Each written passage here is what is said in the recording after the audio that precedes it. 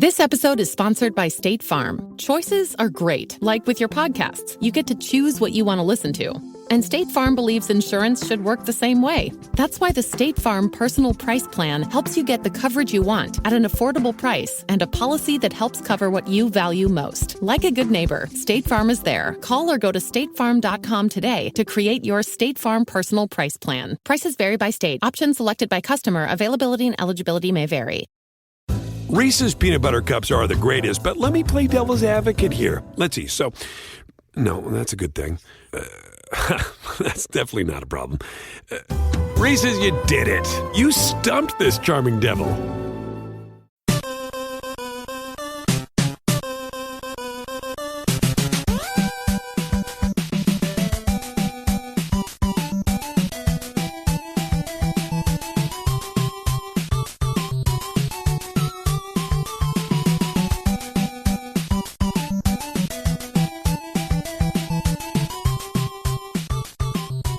Welcome to the family here on Purple Mafia. I am your host, Paladino Joey, or Joey Awajan. Purple Mafia is available on Apple Podcasts, Google Podcasts, Stitcher, and Double Twist. Thank you once again for joining me today. The Minnesota Vikings hanging on with a winning record, defeat a winning team, and to shut up some doubters, particularly number 52 of the Philadelphia Eagles in Kirk Cousins' case. Great game for him as Minnesota ends up winning 38-20. That's right, 38-20 over the hated Philadelphia Eagles. And, well, here we go. Moving in the right direction, at least for the time being, before we head to Detroit. And that's going to be a significant test going into next week, without a doubt. Philadelphia coach Doug Peterson definitely taking some chances today, particularly late in the first half. That didn't help them, per se, when they tried to get back in the game. Vikings off to a wonderful opening start in the game. Kirk Cousins just sharp right out of the get-go, talking about how, he's going to play with a chip on his shoulder. He needs to do that from now on and blah, blah, blah. Well, I hope he does, and I wish he did all the time. I don't know why that would even be an issue. You should always have a bit of a chip on your shoulder. You don't have to necessarily be, pissed off at the world and hate everybody.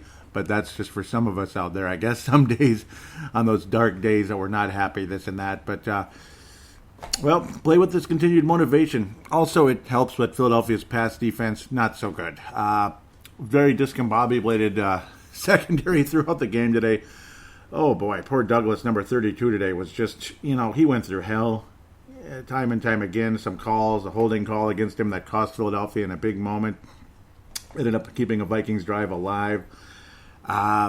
Getting burned multiple occasions. Stefon Diggs had the kind of game that he's been waiting for forever, and love Stefon Diggs as a player. His attitude, I don't know. I'm not all that impressed all the time with his attitude. I don't think anybody is. In fact, I think most of you out there that have been watching are, you can see it, in the looking back at the guy. He wasn't taunting him, but he might as well have been. Rasul Douglas, of course, of the Philadelphia Eagles, getting no safety help whatsoever. He was frustrated. The other cornerback also could have been burned by Adam Thielen. It just happened to be Stefon Diggs, who was, Rasul Douglas was guarding at the time. So the other Philadelphia cornerback, Sidney Jones, also left Adam Thielen opened. And so one way or another, it was going to be a deep touchdown play, or was it Rodney McLeod at the end of the day?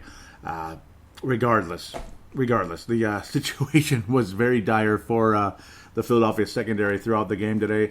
A team that had 3 sacks coming into the game. That's another reason why their pass defense isn't going to be so good, because there's not a whole lot of pass rush against the quarterback. 3 sacks in 4 games was horse crap. And then they had 10 last week against Luke Falk, whoever that is, and so that kind of brought things back a bit. Philadelphia went from 3 sacks to 13 in one game. That is just nuts. Just like what happened in Minnesota versus Detroit last year. But maybe in Philadelphia's case, that 10-sack football game against a team that was just not playing that day might end up meaning a whole lot of nothing at the end of the day. Philadelphia is now 3-3 on the season. That doesn't look too good, though the NFC East is ever winnable. You got a team in Washington which is pretty much 2 wins every year at this stage. That's how awful Washington is right now, unless you're the Dolphins, I guess. Yeah, kind of sad to think. The Giants, not so great. Dallas Cowboys, they're not taking the reins of that division particularly either, especially when Aaron Rodgers is in their building. Carson Wentz, I mean, I don't know. He had some really good moments today, and he had some moments that just weren't so great. But generally speaking, I thought he played very well against this Vikings defense, despite some pretty good pressure coming his way. Kirk Cousins was actually hit 5 times, but only sacked once in the game. So that would be their 14th sack of the season. And other than the New York Jets last week, only their 4th sack in what would be 5 games per se at that case. So, of course, 14-6 because of the Jets game. So, yeah, it's an interesting situation. Vikings run defense very solid. Jordan Howard never really got loose a whole lot, only to 12-yard long throughout the game today. Boston Scott had a 15-yard rush, and Carson Wentz ran for 16 yards during the course of the game. In a game against probably the number 1 rush defense in the NFL right now, the Philadelphia Eagles, Dalvin Cook struggled mightily, but he still got in the end zone late, which helped put in the dagger, as Wayne Larrabee would say of the Green Bay Packers. There is your dagger. Okay. A couple of trick plays. Stephon Diggs ended up running for 18 yards on a play that might have been the typical, pass play from the wide receiver that you see, like Randy Moss to Chris Carter into the end zone, stuff like that, the good old days.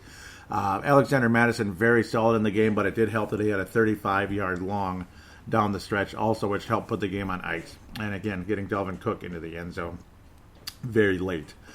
The Philadelphia passing game, obviously much more prolific versus their running game, just like the Vikings. It was basically Carson Wentz versus Kirk Cousins, Carson Palmer, right? Or Kirk Palmer Cousins. I don't know.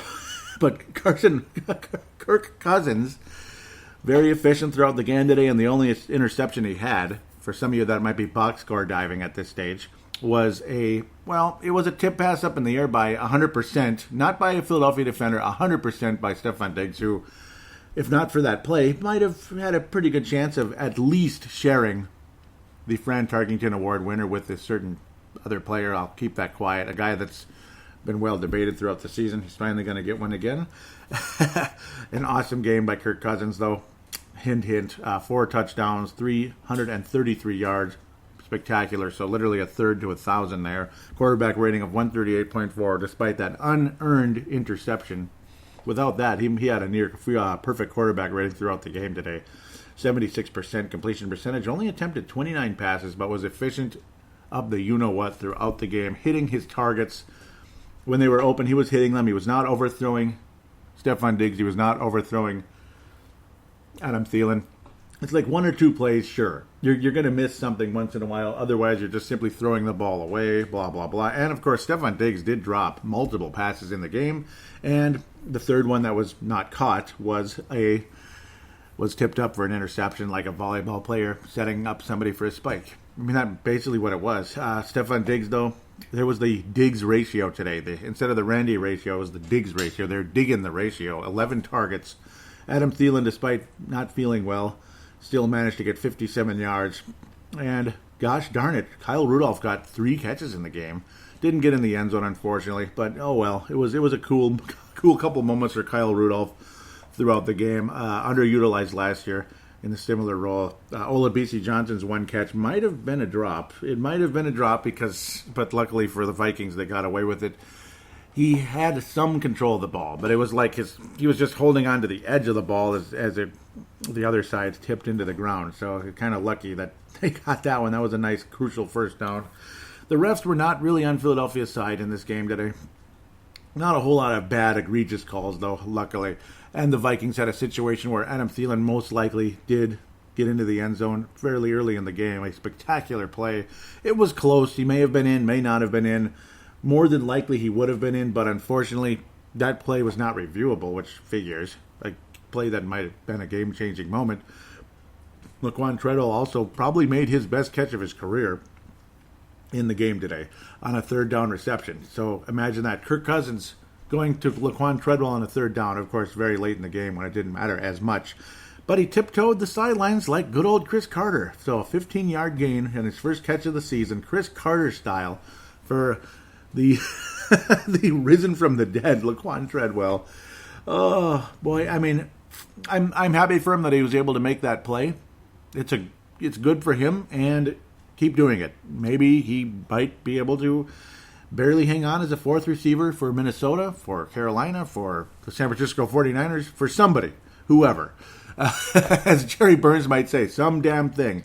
a great play, a tip pass, a pass interference call, something. Something. So that's basically what Laquan Treadwell is looking for at this point.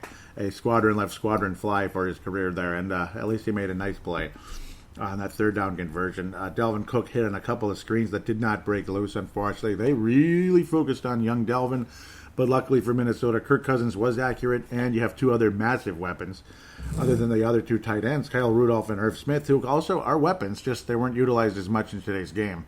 Stephon Diggs and Adam Thielen targeted a combined 19 times in the game. The tight ends targeted 5 times, and they made a catch in every single play in the tight ends' cases.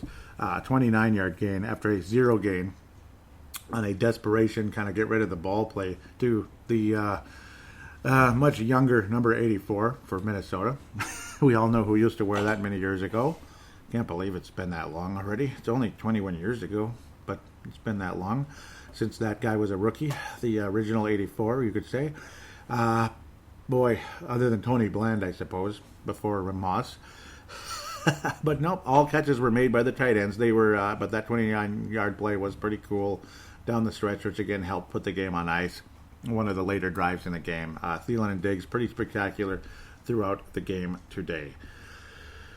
Dan Bailey made everything he needed to. All 5 extra points, a 39-yard kick, and all is well. All's well with the world for Dan Bailey.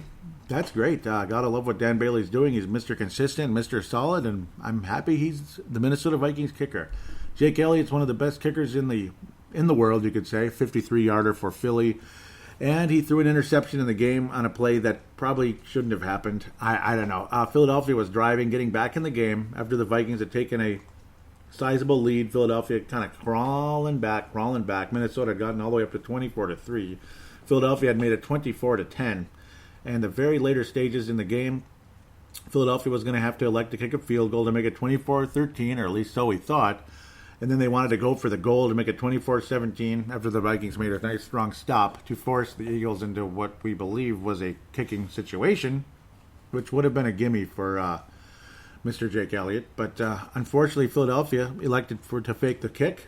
It's Doug Peterson. I mean, he's a tricky guy, obviously. He's done this before. He's done other plays. The touchdown pass to Nick Foles, the trick play in the Super Bowl, which helped put the Eagles ahead by, 10 points in the Super Bowl? Big difference-making play. And a big momentum turn that hurt the Patriots and kind of kept them at bay and kept them, trying to catch up rather than owning the game and having the lead and having Philadelphia lose their 3rd Super Bowl in their franchise history. So, which could have easily happened, but unfortunately it didn't for the Patriots. Yep, that was the last time the Philadelphia Eagles played in U.S. Bank Stadium. They were Super Bowl champions after pissing a lot of us off. Philadelphia scored 38 points against Minnesota last time. Well, it wasn't the last time they played, but that year. So, kind of interesting how Minnesota wound up with 38 in the game. It's almost like it was just meant to be. But again, back to the fake field goal, of course, it was hiked right to the kicker, Elliott, rather than to maybe a backup quarterback, or if Carson Wentz was holding, whatever. It went right to the kicker, and, it just wasn't a good play. They forced the kicker to make a play by himself, one way or another, running for a first down, which maybe was possible. He tried to force it to Ertz, and, of course, it was tipped and intercepted by the captain of the Minnesota defense. That guy, of course, is none other than your favorite guy, Everson Griffin, number 97, of course. He did not actually make a tackle in the game today, which is hard to believe. Just didn't get to Carson Wentz, but he did get the interception. He did deflect multiple passes.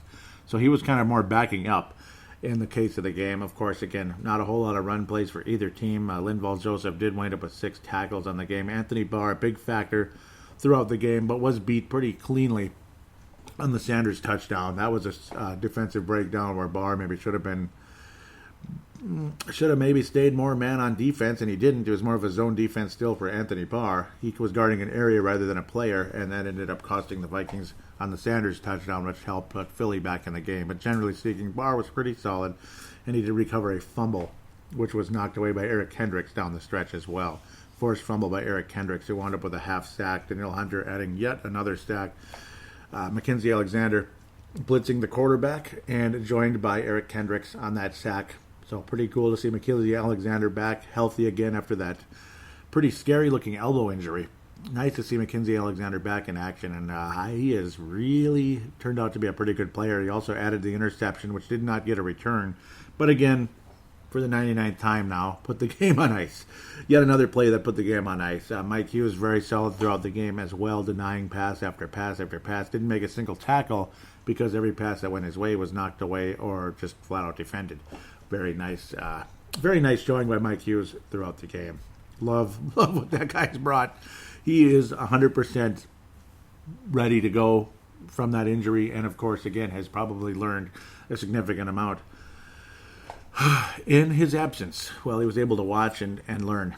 The one annoying moment, again, the Stefon Diggs interception. Well, I credit Stefon Diggs with that interception, even though it goes to Kirk Cousins because it has to. Tipped in the air. The most annoying part is who it went to. It went to make football violent again. Andrew Sendejo. Yeah. And I had nothing against the guy. It's just his last year and a half here. He just wasn't that good. And, of course, it didn't help that he had a concussion and he wasn't available in the Philadelphia game. That did not help either. Kind of interesting how he wasn't even available against Philadelphia. And then he winds up on Philadelphia. That's funny. But that tip pass was intercepted by Sendejo for 15 yards. So, yay, Andrew Sendejo, you got to get an interception against your old team. Hard to believe he was here for 8 years. That's pretty impressive. Pretty impressive standing from him, and good going. Now, during the course of the week, Zack Brown was basically saying that Kirk Cousins is the weakest link of the Minnesota Vikings offense, to basically paraphrase it in a nutshell. That Kirk Cousins is the weakest link of the Minnesota offense because you got Dalvin Cook, who's almost a league MVP candidate, Adam Thielen, who was pretty much the MVP of football the first half of the season last year because of his 100-yard games, consecutive 8 straight games with 100-plus yards. And Stefon Diggs, who's, well, ever dangerous. He only got 167 yards today. That's pretty damn crazy. And I mean, Alexander Madison is a weapon, if you like him or not. He is. 7 catches, 167 yards, 3 touchdowns. That's fantasy. That's a fantasy dream.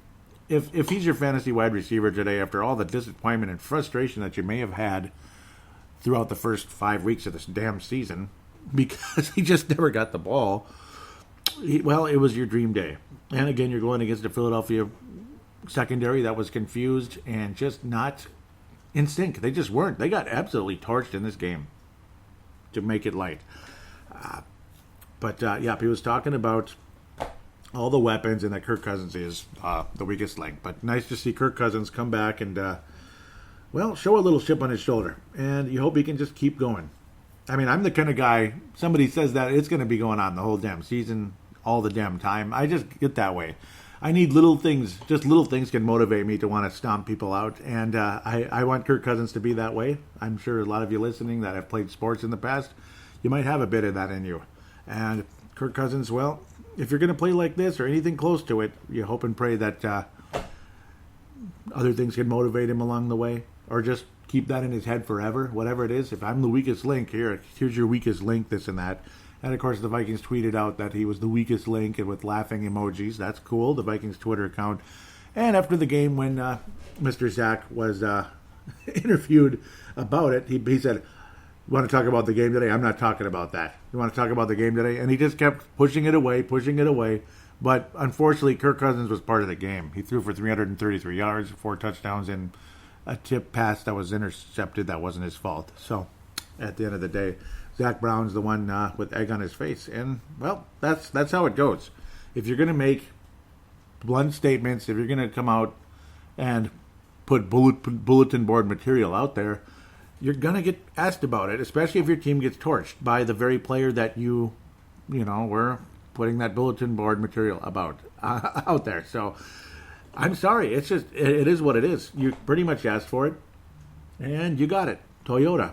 You asked for it, you got it. So, I don't know. Free plug, I guess, for the other Japanese car company.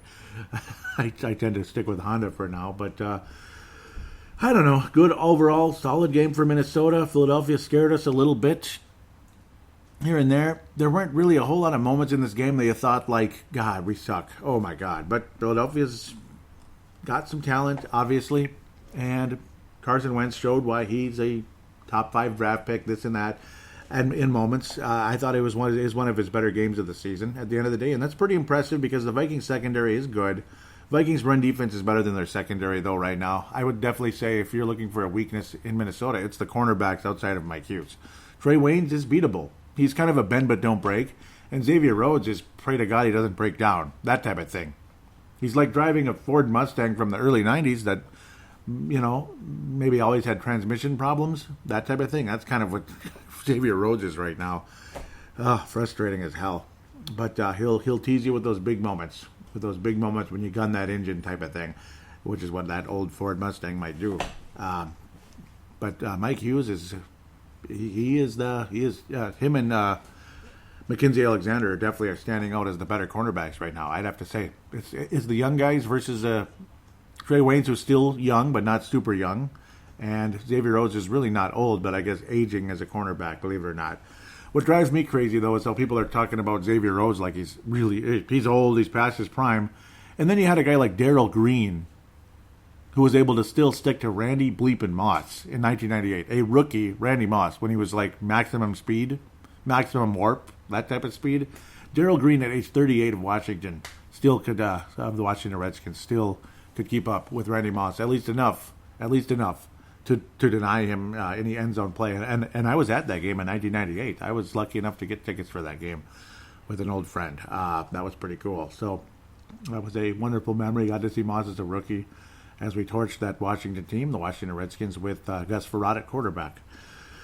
So, with that said, 38-20, what more is there to say? Nice, thorough passing game. Nice pass protection against a team that doesn't get a whole lot of sacks unless you're the New York Jets, who suck and are quitting and are tanking as much as the Miami Dolphins right now, I would have to say, and Washington stinks too.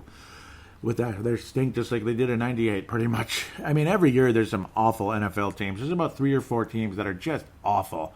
98 was Washington, Chicago, teams like that. Right now, obviously, it's not as much Jacksonville as it was a couple of years ago, like Miami, Washington, Denver, Cincinnati. Those are your awful teams right now, with probably a couple of them missing. Atlanta, shoot. They're losing to Arizona. Atlanta is getting beat pretty thoroughly by Arizona right now. I don't care if it's home or road. That's bad. Ooh, I'm seeing something else that's making me smile. That's funny. Just wait till segment 2, unless something changes dramatically, and I hope it doesn't. That's funny. I like what I'm seeing. Oh, man, another one. Disappointing. So, what the devil? Yeah, there's going to be... segment 2 is going to be very interesting. With that said, let's get to the awards. Fran Tarkington Award goes to... today's version of Fran Tarkington. Okay, not really. But he did move around. He's much more mobile with these rollouts. I like it, the bootleg and all that. So I like what we're seeing out there with Kirk Cousins moving around more and all that. It's more successful. You're avoiding sacks by being mobile rather than just standing there and eating the ball like he did most of last season with John DeFilippo as the offensive coordinator. It's just a better offense for Kirk Cousins, and it worked against a pass defense that wasn't good.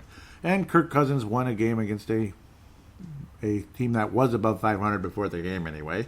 Now they are 500, so it kind of counts. Kirk Cousins is your Fran Tarkington Award winner for today. So congratulations, well played.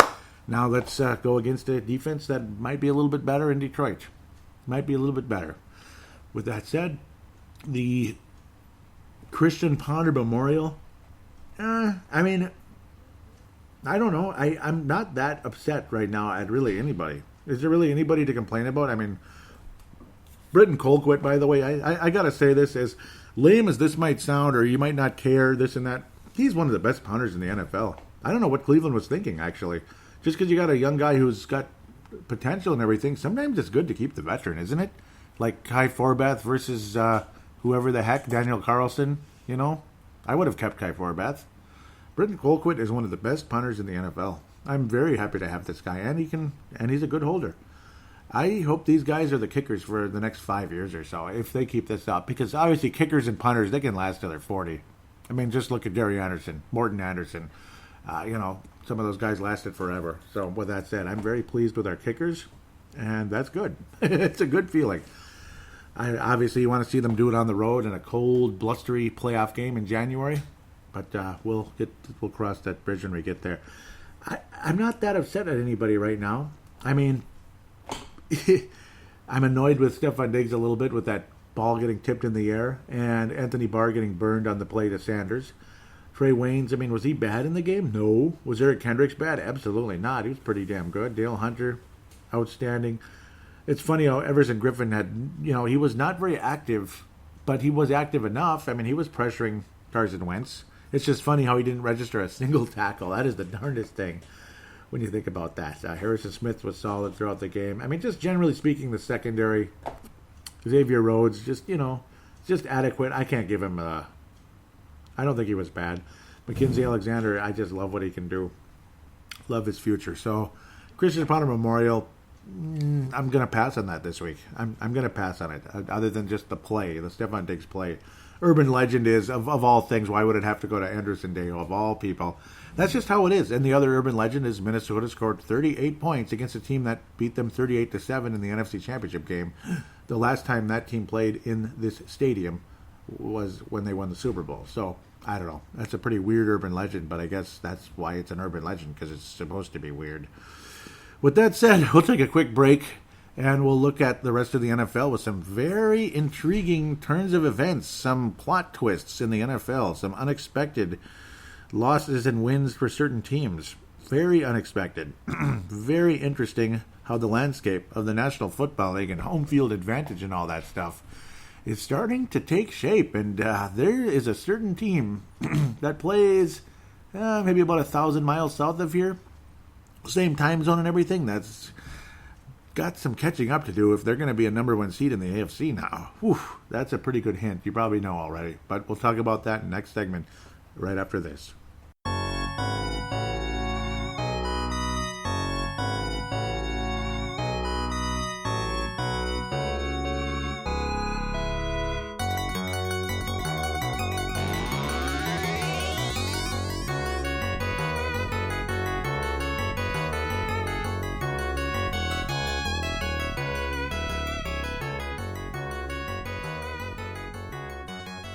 And we are back here on Purple Mafia, segment number 2, going to look around the NFL and the NFC North. I guess around the NFL because because the Chicago Bears were on the bye, and Detroit and Green Bay don't play until tomorrow. So, it's kind of a weird, unique situation. So we'll look around the NFL a bit, and of course, preview the Vikings and Detroit Lions. Minnesota is 4-2. Detroit is 2-1-1. Again, we'll get back to that shortly. Let's look around the NFL a bit. Thursday night, the rematch of multiple Super Bowls, New England and New York. New York definitely not looking like the old days at all. New England Patriots. Well, I mean, it was kind of a close game early. It was even 14-14 for a while there. But then New England just kind of pulled away down the stretch. New York started making mistakes, and the Patriots kind of capitalized as they do. 6-0 New England Patriots, as they're more than likely going to be like Golden Gopher football and go to like 8-0 or something like that. Both clubs are 6-0. The Gopher football team and the New England Patriots are 6-0. Oh, and by the way, one other important thing that is important to me, maybe not important to anyone else. Okay, I'm sure you'll like it and appreciate it. This is the 300th episode of Purple Mafia. Number 300! And I didn't even mention it in the first segment, but, it's one of those things. Sometimes you just kind of keep moving, and you don't even realize it, and it's like, yeah, that's right, it is the 300th episode of Purple Mafia. So, wonderful milestone. It's been a long run. I'll talk about it some more in segment number 3. I think, there's a couple people on there that may have mentioned it, possibly, because, it was $2.99 last episode. Pretty simple math there. $2.99 plus 1 is $299.1? No, okay, not exactly.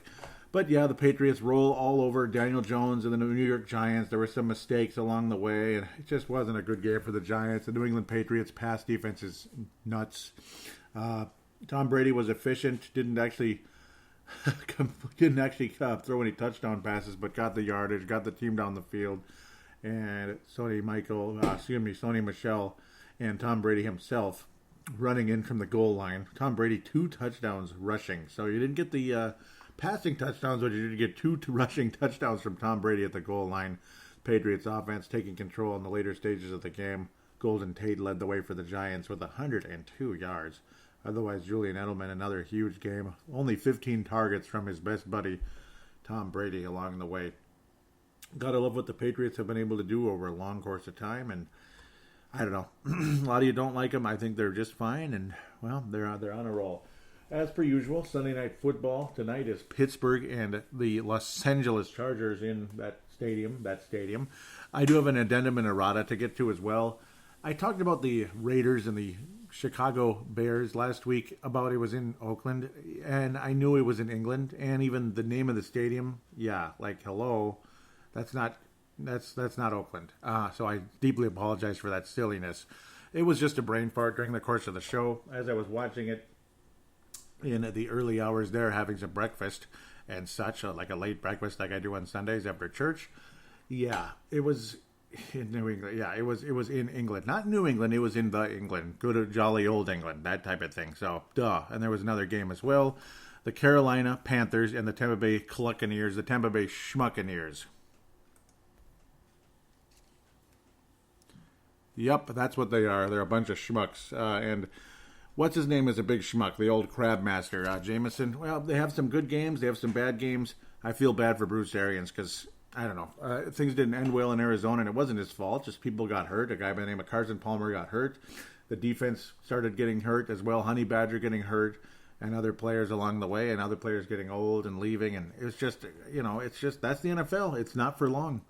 Whether you're a quarterback, a running back, a wide receiver, defensive line, offensive line, whatever it is, it's not for long unless you're really lucky. Tom Brady has been for long. Yes.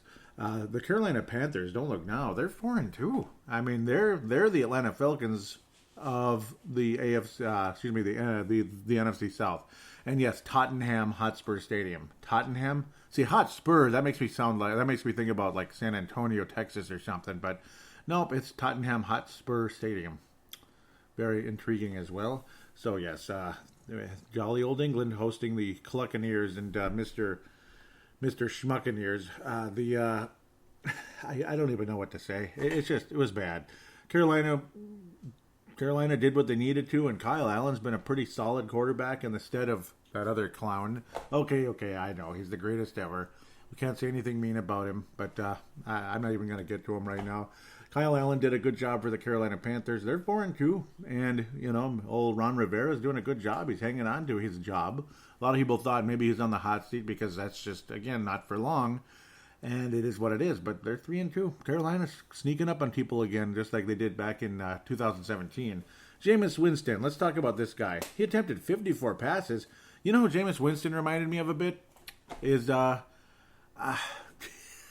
what's even, the former Buccaneer and one-game Viking Josh Freeman. That's he's reminding me of a bit right now with all the attempted passes and the incompletions. And he only had 5 interceptions and a fumble. He only had 6 turnovers in the game. That's kind of Culpepper-like, too. He threw for the yardage, 400 yards, Jameis Winston. But, yeah, he's not a number 1 overall pick. He was, but he isn't, that type of thing. Christian McCaffrey stifled a bit at the line there, stifled in the rushing category, still got on the end zone once for the fantasy people, so, he got that done. And the receiving, only 26 yards, so good job, Tampa. You got that guy stopped, but you didn't stop a whole lot else, and your quarterback and all his awful mistakes didn't help either. Wide receivers had nice games, of course, Chris Goodwin, Mike Evans, you saw Evans out there. Cameron Brate, guys like that. They had their nice game and everything, but at the end of the day, awful game for Tampa Bay. And, Carolina's just better. Christian McCaffrey saved face for any fantasy person who, was counting on him to have a big game. At least he got in the end zone, and that's all she wrote. Good rush defense by Tampa there. Let's move on. Seattle and Cleveland. Vince Germano's Cleveland Browns. They're still in second place in the awful NFC North. 2-4. They had this game. They were doing so well. They were beating Seattle the entire bleeping game. And then the final score, guess what? Yeah, Seattle freaking wins. That was disheartening. Just a little bit. The final score. Now, of course, Seattle did take the lead. And Nick Chubb was able to get in the end zone after a good solid drive by the Cleveland Browns. Also converting a 2-point conversion. Mayfield to Demetrius Harris. But unfortunately, it just did not work out at the end of the day. Seattle was able to drive the ball down the field over the course of time, and Cleveland just couldn't get the job done, wound up with the interception. Baker Mayfield did have an opportunity for a fourth quarter comeback to wrap things up. Fourth quarter drive. He had 3 minutes and 30 seconds, but I don't know. It's not like too much time for Teddy or anything. It was. I'd feel much more nervous if it was Russell Wilson as the quarterback with a 4-point lead or 3-point lead, this type of thing. But fortunately for Seattle, it's the other way around there. They're the one with Russell Wilson and the lead. So that was kind of all she wrote. Baker Mayfield, another number one pick, not living up to the hype right now, even though he's had some big moments, some big games. But, the whole situation with Richard Sherman, Mr. Big Mouth, was a big mouth again. You know, the one time, because I hate people that snub you, like say you want to shake their hand, you want to do the fist pound. Like now it's becoming fashionary to ignore somebody's fist pound and just like diss them. I think that's douchey. I think that's awful. And ignoring somebody's handshake is kind of douchey, that type of thing. And then it turns out that wasn't even true, and the stupid Richard Sherman made it up. What? Due to visual evidence with the camera. What? Why would you make something like that up? Again. But I mean, I was just going to say, it's like you're thinking, oh, what a douche. Why would you ignore the guy's, what a clown. Why would you ignore the guy's handshake? Regardless if you like him or not. Even if I didn't, even though I've never liked Richard Sherman, if he extended his hand to me, I'm going to shake it. I don't care. I'm going to shake it. Anyone that extends their hand to me, I'm going to shake it. Unless they're being completely sarcastic or something. That's the only reason I would, not shake it. So, whatever. At the end of the day, for him to make it up, wow. Yeah, I mean, Baker Mayfield, I don't know. I wish he could get his head together. I hope he can. I hope he can get a better head on his shoulders in the next couple of years. I'd hate to see Cleveland just continue to struggle when it looked like they had their guy. It really did. It really did. They have the running back. I mean, Nick Chubb is fantastic. But if you have your quarterback and your running back and even some good solid receivers and some guys that are obnoxious too, like Odell Beckham, but he's a good receiver. Jarvis Landry is a good receiver. Nick Chubb is fairly versatile, but he's a fantastic running back. It's a good team, and they had a good defense with Greg Williams, of all people, leading the way last year. Greg Williams, he did a pretty good job for the Jets today, I'd have to say. But, yeah, we'll just leave Greg Williams alone. Cleveland, I wish they beat Seattle, bottom line. What a bummer. I don't like the Seahawks. They're 5-1. Can you believe that? And there's a reason why they're still second place despite a pretty elite record there. I mean, 5-1 is elite. That's elite. And, yes, good on Mr. Fleck. Mr. PJ Fleck and the Golden Gophers, 6-0. Yes, elite. They are elite right now. They're 20th in the country. They haven't been ranked 20th since, like, back in the day, man, and that's pretty cool. Good on the Gophs. The Gophs. Let's talk about another crazy score. Okay, this one wasn't that crazy. I'm sure most people would have picked Seattle, even though it was in Cleveland. And, God dang it, I want Cleveland to be better, and I want them to win. I want to see them succeed, but I don't know. There's a little too much ego in a place like that. I don't know. Oh, I love that striped end zone. That's so classic, so old school. Let's move on, though. What's going on with the Chiefs, huh? So much for home field advantage against the New England Patriots or anything, and it didn't help enough last year. It was good, and the Minnesota Vikings never win there, and if we do, wow, good on us. We usually win in Minnesota, but never in Arrowhead Field. I don't remember seeing it happen, Arrowhead Stadium per se. I don't remember us ever beating the Chiefs. And you think 4-2, that's a good record. But here's the thing. Do you realize Kansas City would be one of the lowest seeds in the AFC if the playoffs started today? Because guess what? Houston Texans now have a tiebreaker against them. So if somehow, some way, these teams meet in the postseason, Houston gets home field advantage. That's right, folks. That's right. Yep. And people are talking about Tyreek Hill like he's the best receiver ever, and other people are laughing at it, and he's very good. We'll leave that as is. Deshaun Watson, very elite game for him. Very solid. A couple of interceptions, though. That didn't help. The Chiefs' defense gets the job done when they need to. But generally speaking, Kansas City just didn't win the game today. They just didn't. Wily veteran LaShawn McCoy only had 8 rushes in the game, but was efficient in the time he did. But, I mean, that's how it goes. I mean, Kansas City did go up at 10-0 in the game. And, again, that's how it goes when you have an elite quarterback like Patrick Mahomes. You're probably not going to run a whole lot, even though it might be wise to mix things up a bit just to keep things honest. It just didn't work out. Kansas City, only 24 points against this good, solid Houston defense. I mean, they just got the job done. Mahomes had some spectacular plays, but he wasn't as accurate today. And, again, Houston's defense stifled him a bit, knocking some passes down and all that, forced an interception, a fumble from Patrick Mahomes. He fumbles a little bit. I mean, there isn't a perfect quarterback in football. Tom Brady fumbled, and the Patriots lost the Super Bowl, to the Philadelphia Eagles. So there is no perfect quarterback. there's no perfect quarterback. No matter how great he is, he's going to get beat. He's going to make a mistake via fumble. He's going to get tricked. He's going to get fooled, this and that, and the ball's going to come out, or he's going to throw an interception, or he's going to get super unlucky. Like, of all people, Kirk Cousins was unlucky rather than like a stupid, dumb play. He was unlucky because of the tipped up pass by our old friend Stephon Diggs, that type of thing. But Kansas City, 2 losses in a row, 2 games behind the New England Patriots, and they are behind the Houston Texans now in the tiebreaker. So, yeah, that's not good. I don't know, Kansas City, so much for Arrowhead Stadium like being the road to the Super Bowl. I don't think so, and I thought it would be. I did. But then again, no, I did pick New England number 1 this year. I did. And it looks like I'm going to be right. And I did pick Kansas City. I did pick Kansas City to win the Super Bowl, but it looks like it's going to be New England again.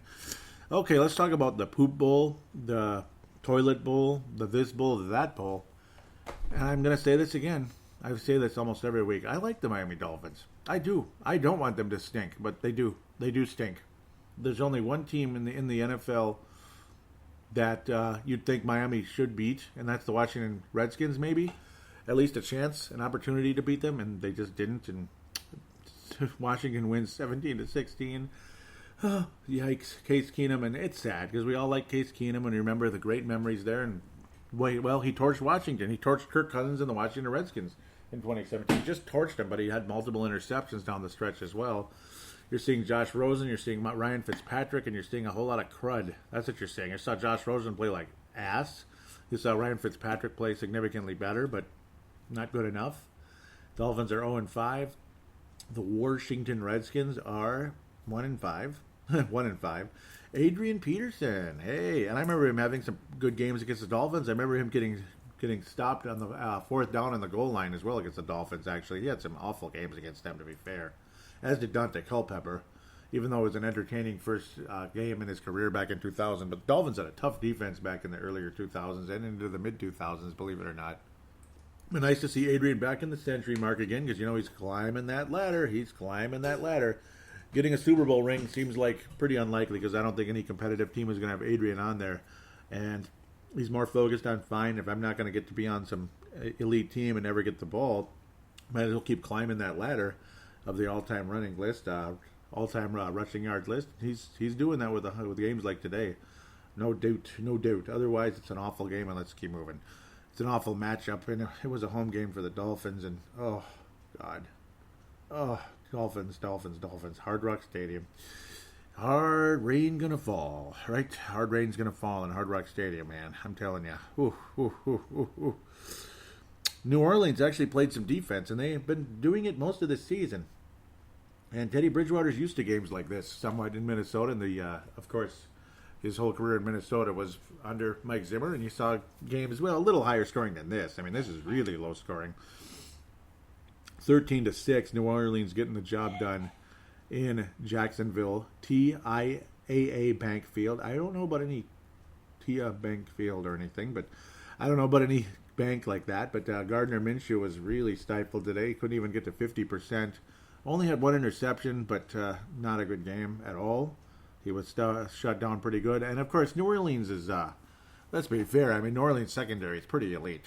And I'm using that word a lot today. Teddy Bridgewater, very, very, very efficient. This was a Bridgewater kind of game. I mean, you had games like last week where he turned it up, 3 or 4 touchdowns, 300 yards. And then you had games like this where he didn't make mistakes. And he had a quarterback rating in the mid-90s, 200-plus yards, and, completed 2/3 of his passes and didn't make mistakes. I mean, would you take that? Yeah.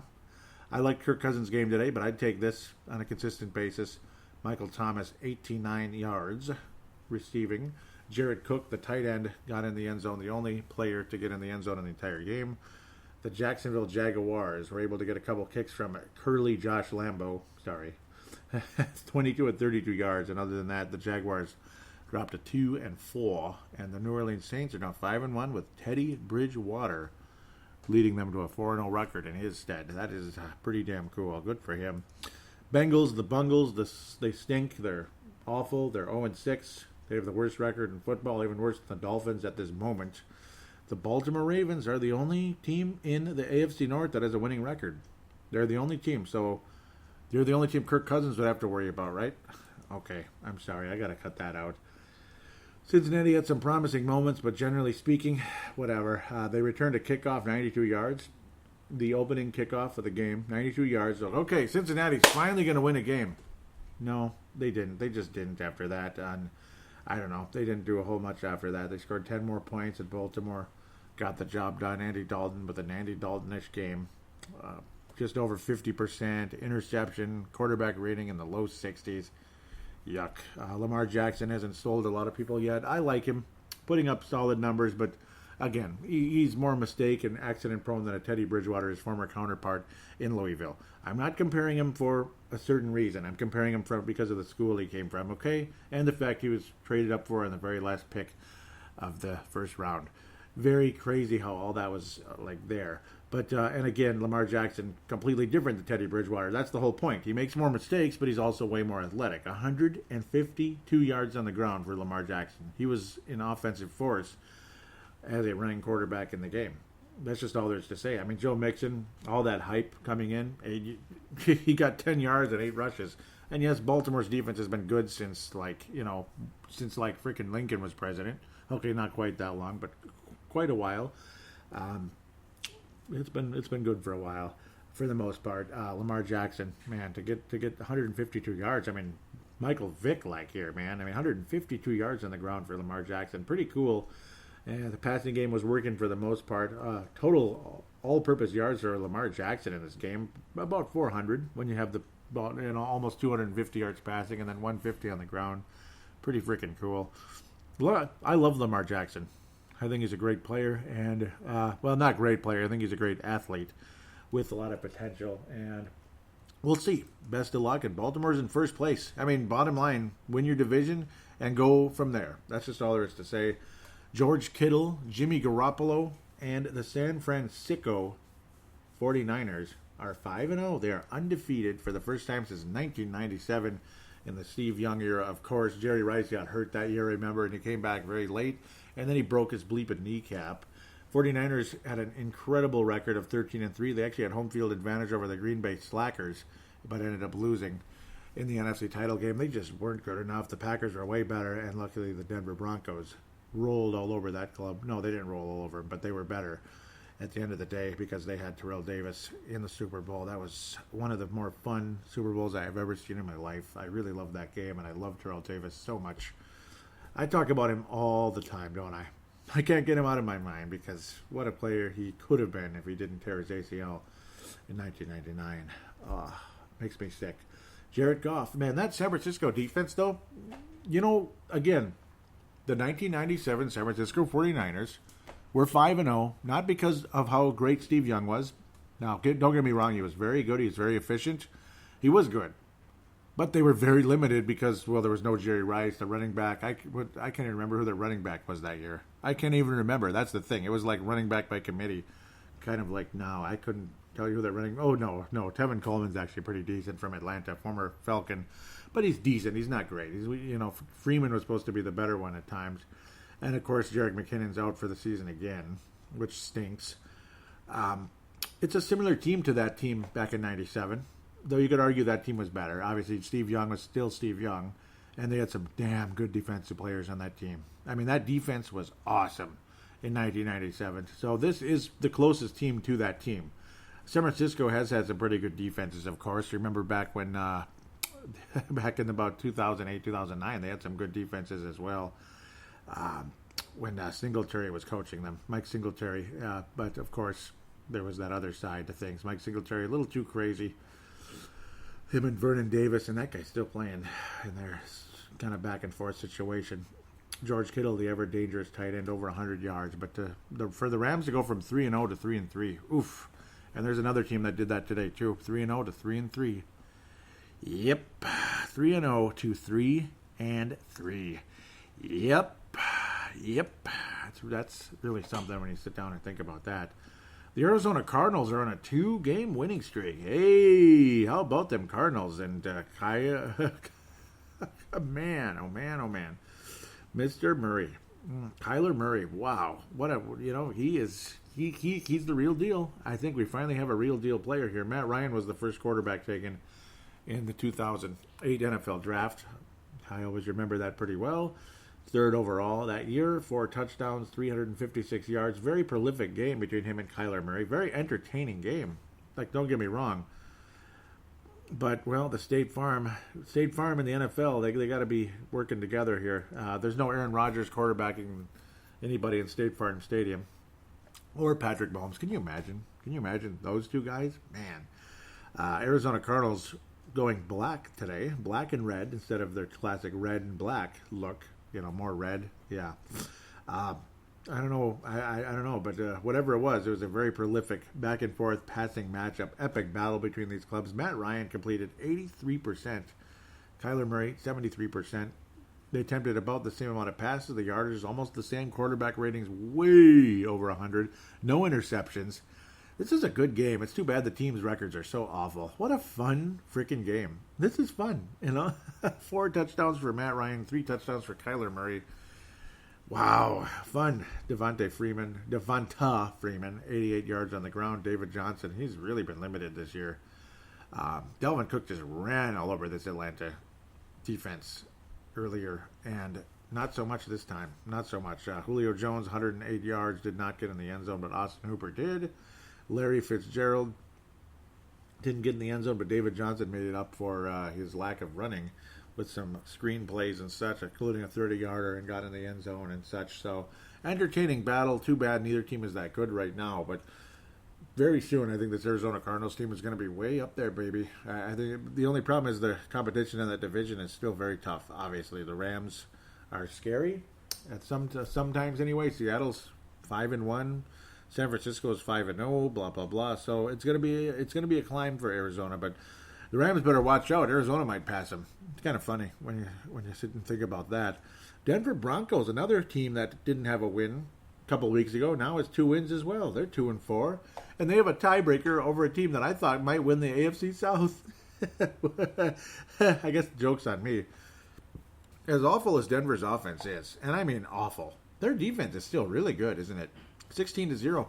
And Tennessee's offense isn't exactly something to brag about. It's not that great. I like Ryan Tannehill, but I don't know. He just didn't do a whole lot. Marcus Mariota was just pathetic. Just pathetic today. And he's been not so good. Not really living up to the hype, is he? No, he's really not. Philip Lindsay rushed for 70 yards, got in the end zone. Joe Flacco, a respectable game again for the most part, but not really. Not really. He just wasn't bad. He did have an interception, but he wasn't awful. It's the Denver defense really that got the job done at the end of the day. And just kind of old school black and blue football. Denver Broncos, they're not trying to get the number 1 pick in the draft at this point, at least at this moment, with a couple of wins in a row. And then we wrap up this until we start talking about the Detroit Lions. The New York Jets played the Dallas Cowboys today. Dallas Cowboys were 3-0 3 weeks ago, and now they're 500. What do you think of that? Everybody's talking about all the Dallas Cowboys are going to have home field advantage. But at the end of the day, the Dallas Cowboys have had the number 1 seed multiple times the past, X amount of years, 10 years or so. They've had some pretty good teams, 13-3, blah, blah, blah, Tony Romo year, and they've had a 12-4 team. They've had an 11-5 team. It seems like regardless, they're just fortunate to get to the second round, and that's about all she wrote most of the time. They never get to the NFC title game anymore, and I'm fine with that. I don't miss the old days of Cowboys in the NFC title game and back to the Super Bowl. I'm so happy to see the Cowboys back in the Super Bowl. I'm just so happy. As much as some of you probably hate that about the Patriots, I don't know. There was an heir to that Cowboy franchise to this day. I can't cheer for them. I can't. Unless they're playing the Packers, I can't cheer for them. I cannot. I refuse. If they're playing just about anybody else, even Detroit a couple years ago in the playoffs, I was on Detroit's side. But of course, whichever team I cheer for loses. Sam Darnold's back. You didn't have that Luke Falk guy in there getting sacked 10 times. You had Sam Darnold getting sacked twice. And he only threw 1 interception. He didn't throw 3 or something like he has the past, 9 billion games. most of last year. 72%, pretty good. Pretty good game for Sam Darnold. Pretty good. Pretty good game for the Jets defense as well, making Dak Prescott struggle out there and have a hard time. He still got the yardage. He still actually was pretty efficient, but he didn't throw for a single touchdown pass. It's not like he was bad or anything, but he wasn't spectacular. He did rush for a touchdown to make things very interesting. But then at the end of the day, he got rushed and stopped by the Jets, and they were unable to complete the 2-point conversion in a pretty epic fourth quarter comeback. It looked like the Jets had this thing in the bag, but nice fourth quarter comeback by the Dallas Cowboys. Came up short. It just came up short. I feel so bad that the Dallas Cowboys came up short. I'm just sick about it. Not really. Robbie Anderson, 125. And then Jamison Crowder as well, the former Cleveland Brown, 98 yards receiving, did not get in the end zone. Good, solid game. Maybe the Jets will make the playoffs after all. I mean, I remember the Chargers were 0-4 back in, what year was that? Back in 1992. Yeah, God, I'm old. They were 0-4 back in 92. They were awful. And then they finished 11-5 and got a first-round bye and lost right away. Yeah, they lost right away. But, hey, at least they got a first-round bye and stuff. Entertaining stuff. Let's get to the Detroit Lions, regardless of who's good or bad, I guess, at the end of the day. Minnesota and Detroit, it's been a very rich history. It's been a very dominant history, generally speaking, for the Minnesota Vikings. So we did lose 3 games in a row from 2016 season up until the game where Delvin Cook tore his ACL in U.S. Bank Stadium. Only 7 points scored by Minnesota that day. A lot of people thought the Vikings season was over. I mean, I was included. I thought the Vikings were done. Like, I remember people on Viking Vent Line for Score North, or at the time it was still 1500 ESPN, which was totally fine. They were just saying, why can't we have nice things? Like, every time you have something good, something bad happens, and it was complete crap. But luckily, Minnesota still ended up having a hell of a season, though that game cost the Minnesota Vikings home field advantage throughout the NFC. It did. So it's unbelievable how that game could, the repercussions of that game. No Delvin Cook, no home field advantage, and no miracle. Literally, the Super Bowl goes through Minnesota no matter what. The Super Bowl goes through Minnesota. Not just the road to it, but everything else. Just an unbelievable, amazing thing that would have been. But, you know, like always, it just never ends positively. You wish it would, but maybe one day it will. Minnesota has won 3 in a row since, starting with the Thanksgiving Day game that season when the Vikings were just rolling, just on a roll, smashing through other teams under their 13-3 record. Oh, that was so much fun. So much fun. What a magical season that was, as the Vikings were stopping Mr. Stafford, Matthew Stafford, on some of those key third downs that we could not stop on Thanksgiving a year before, when we lost 16-13, when we were still very much in playoff contention at the time, though still a frustrating damn season. Vikings just could not stop Detroit on 3rd and long. Matthew Stafford would scamper, this and that. It's been an interesting back and forth with Stafford and the Vikings. He's actually had some pretty damn good seasons against us. Like in 2014, they swept us. That defensive line, still in the Jim Schwartz era, did a hell of a job.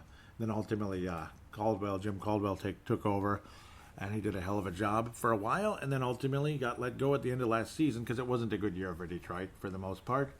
And of course, now you got Patricia, not at the end of last year, but 2 years ago, at the end of 2017. Just not a very particularly good year. Things didn't end well in 2017, but I thought Caldwell still took the Lions to places that they hadn't really been for the most part. A couple of good years under Jim Schwartz, very good defensive coach. But, you know, obviously Schwartz got his revenge on everybody, getting a Super Bowl championship with Philly, particularly against us and all that.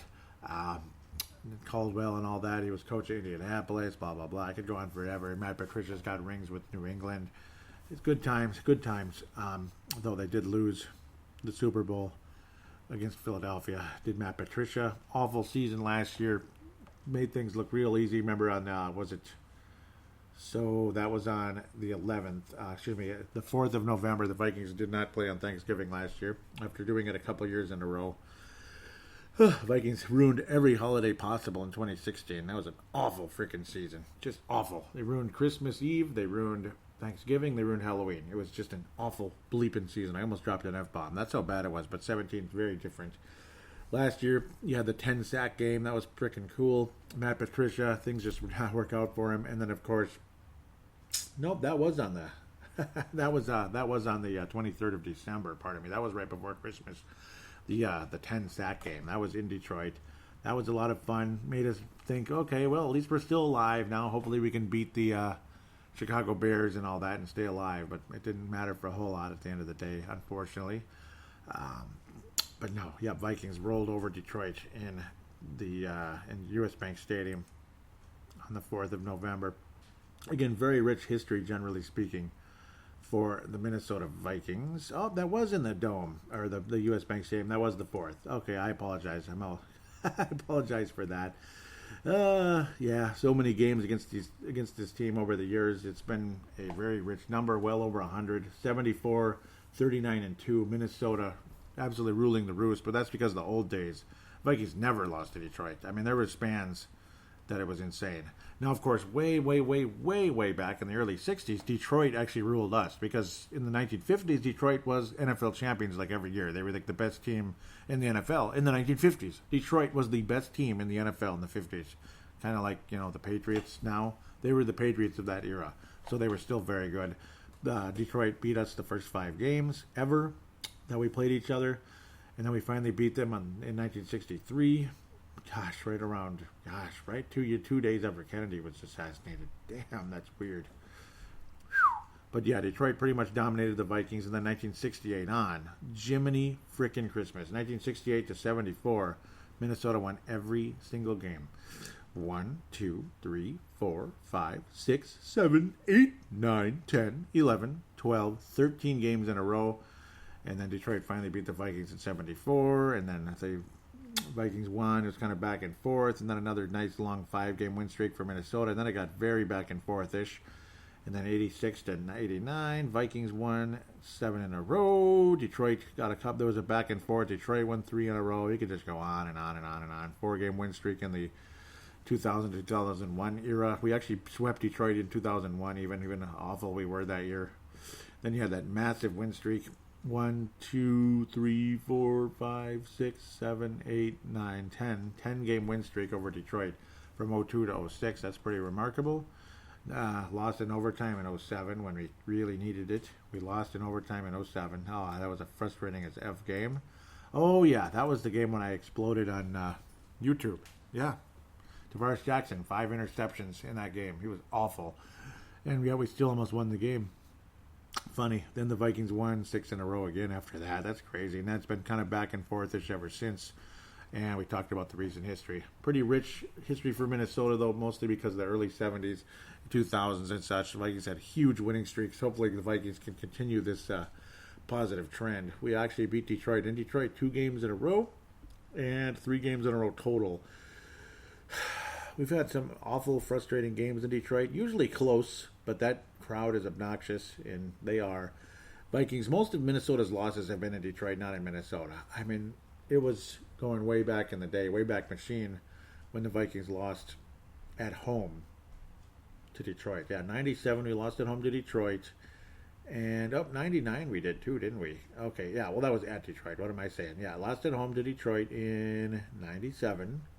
Yeah, but I remember this lasted like forever, that the Vikings dominated Detroit at in the Metrodome and such. Yep, 2011 was the first time Detroit beat Minnesota in the Dome since 1997. That is a insane long winning streak. We're talking like 20 games in a row there or so. I mean, that is just remarkable. Even more than that. Pretty crazy the dominance Minnesota has had over Detroit at home. On the road, though, it's kind of a mixed bag. I mean, we've had some nice wins there, but we've had some very frustrating losses that were usually close games, but just didn't end well. And I don't know, it's been an interesting rivalry for many years. I probably went on a little too long, because I always do. Detroit, you got your Matthew Stafford, you got Mr. Johnson there. Mr. Johnson, 251 yards on the ground. Of course, carry on Johnson. Carry on. He's carrying on. 251 yards so far. Of course, they have not played week number 6 yet, have the Detroit Lions.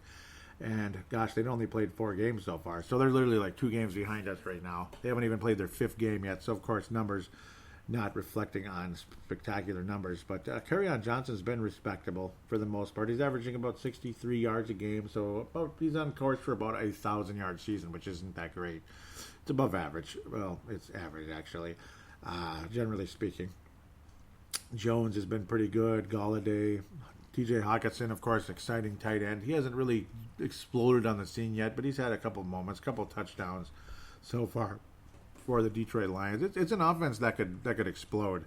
Generally, it's their defense that's carried them. But, of course, Matthew Stafford has been freaking elite for the most part this year, too. Definitely better than last year. Almost 300 yards a game. 9 touchdowns, only 2 interceptions. Quarterback rating on the season is 102.6. He's had a hell of a year so far, to be quite fair, regarding the aforementioned Matthew Stafford. Of course, he's been a frustration for Minnesota for forever. He's been tough he's been a tough guy to bring down on those 3rd and longs. He's got that ability to escape. So far, again, Matthew Stafford's career high leading into this season was 99.3 in 2017 when the Vikings frustrated the bleep out of him in a couple games. Well, actually just the second game. He frustrated the bleep out of us after that. But no, he's had some solid seasons running for first downs and such as Matthew Stafford. He can get in the end zone on occasion, but obviously it's his arm is his true weapon. Hard to believe. Man, it's hard to believe he's already in his 30s, but still got a career ahead of him. I mean, he's a few years younger than Aaron Rodgers, so he's still got what, 4 more years than Aaron Rodgers per se, depending on how long the two guys really last at the end of the day.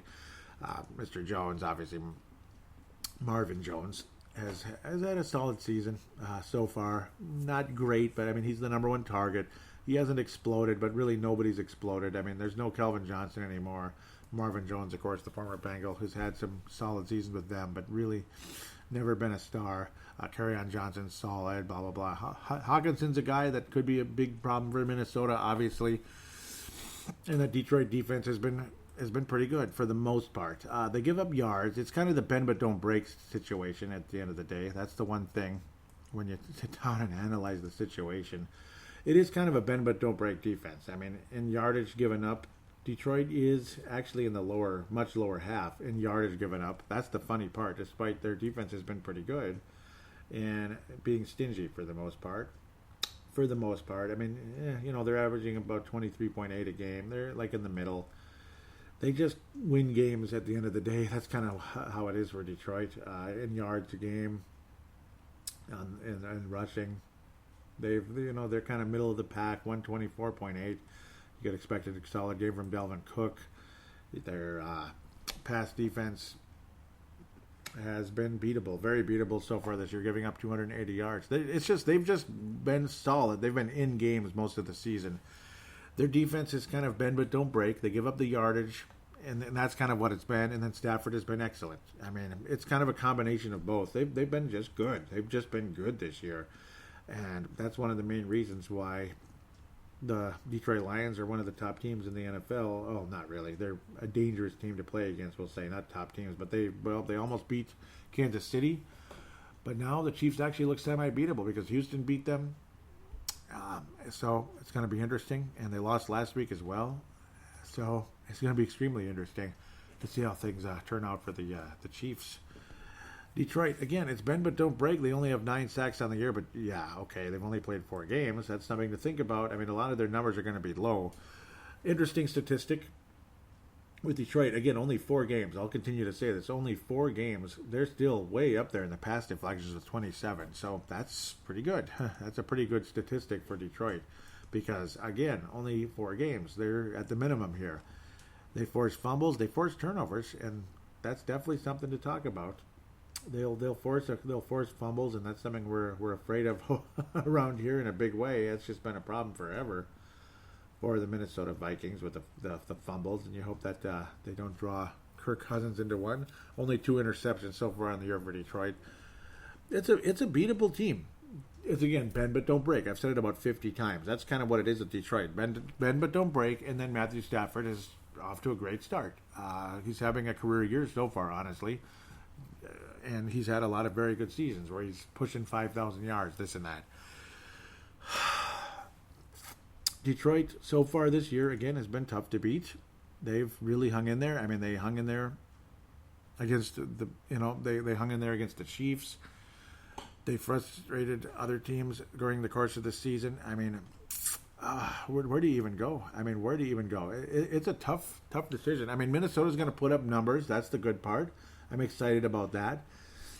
The passing yards have been strong.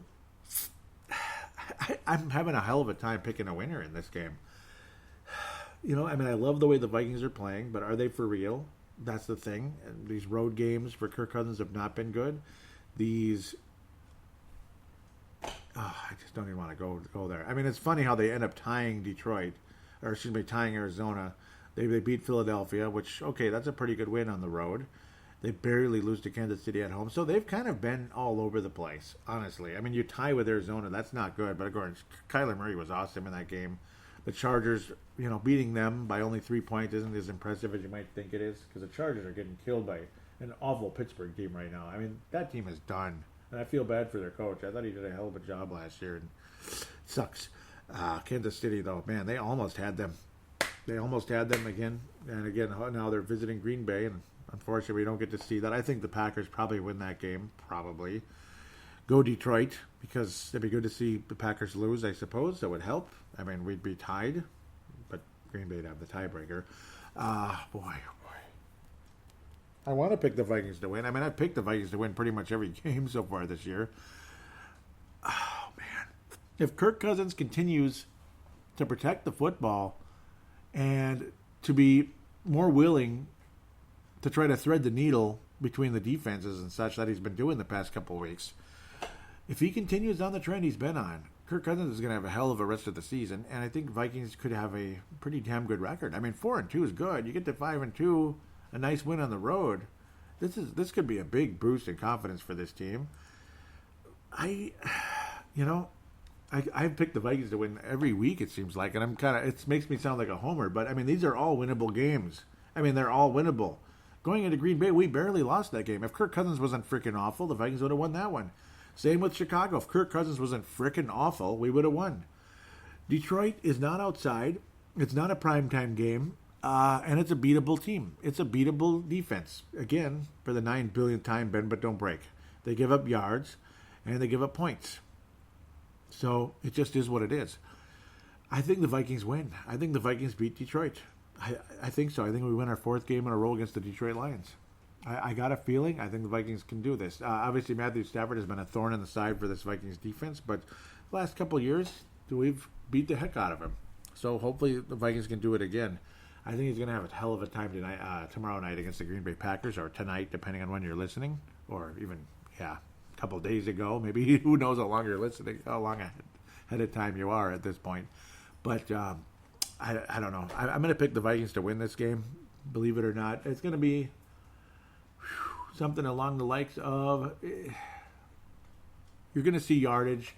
You're not going to see as many points. I think it's going to be super close, like 20-17 type of game for Minnesota. It's going to be a close 21-17 type of game.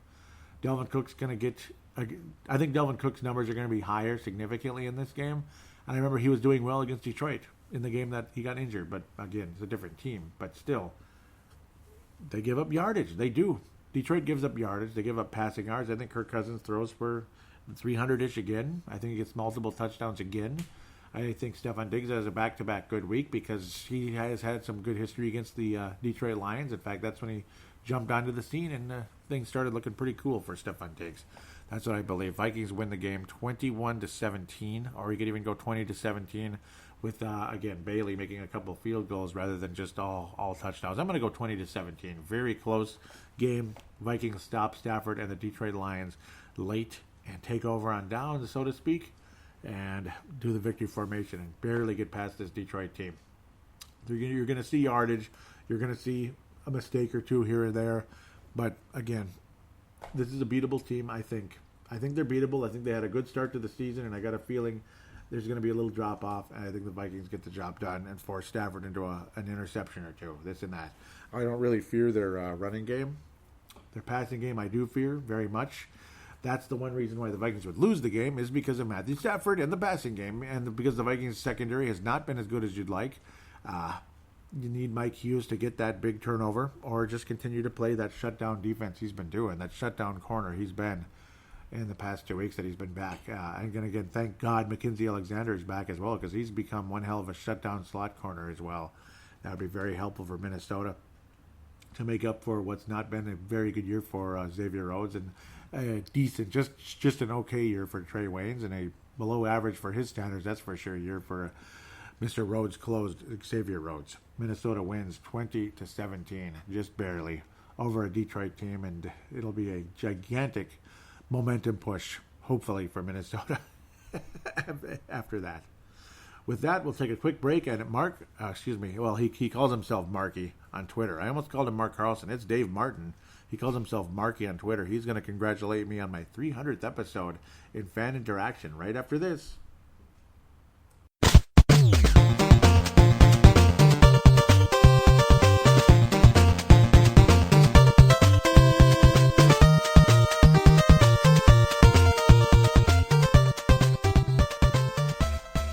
Hey, greetings, Joey. Let me say, yet another great podcast, my friend. You know what I can't believe is you've reached 300 podcasts with this one.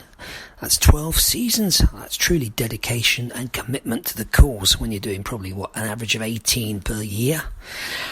So well done and a great effort.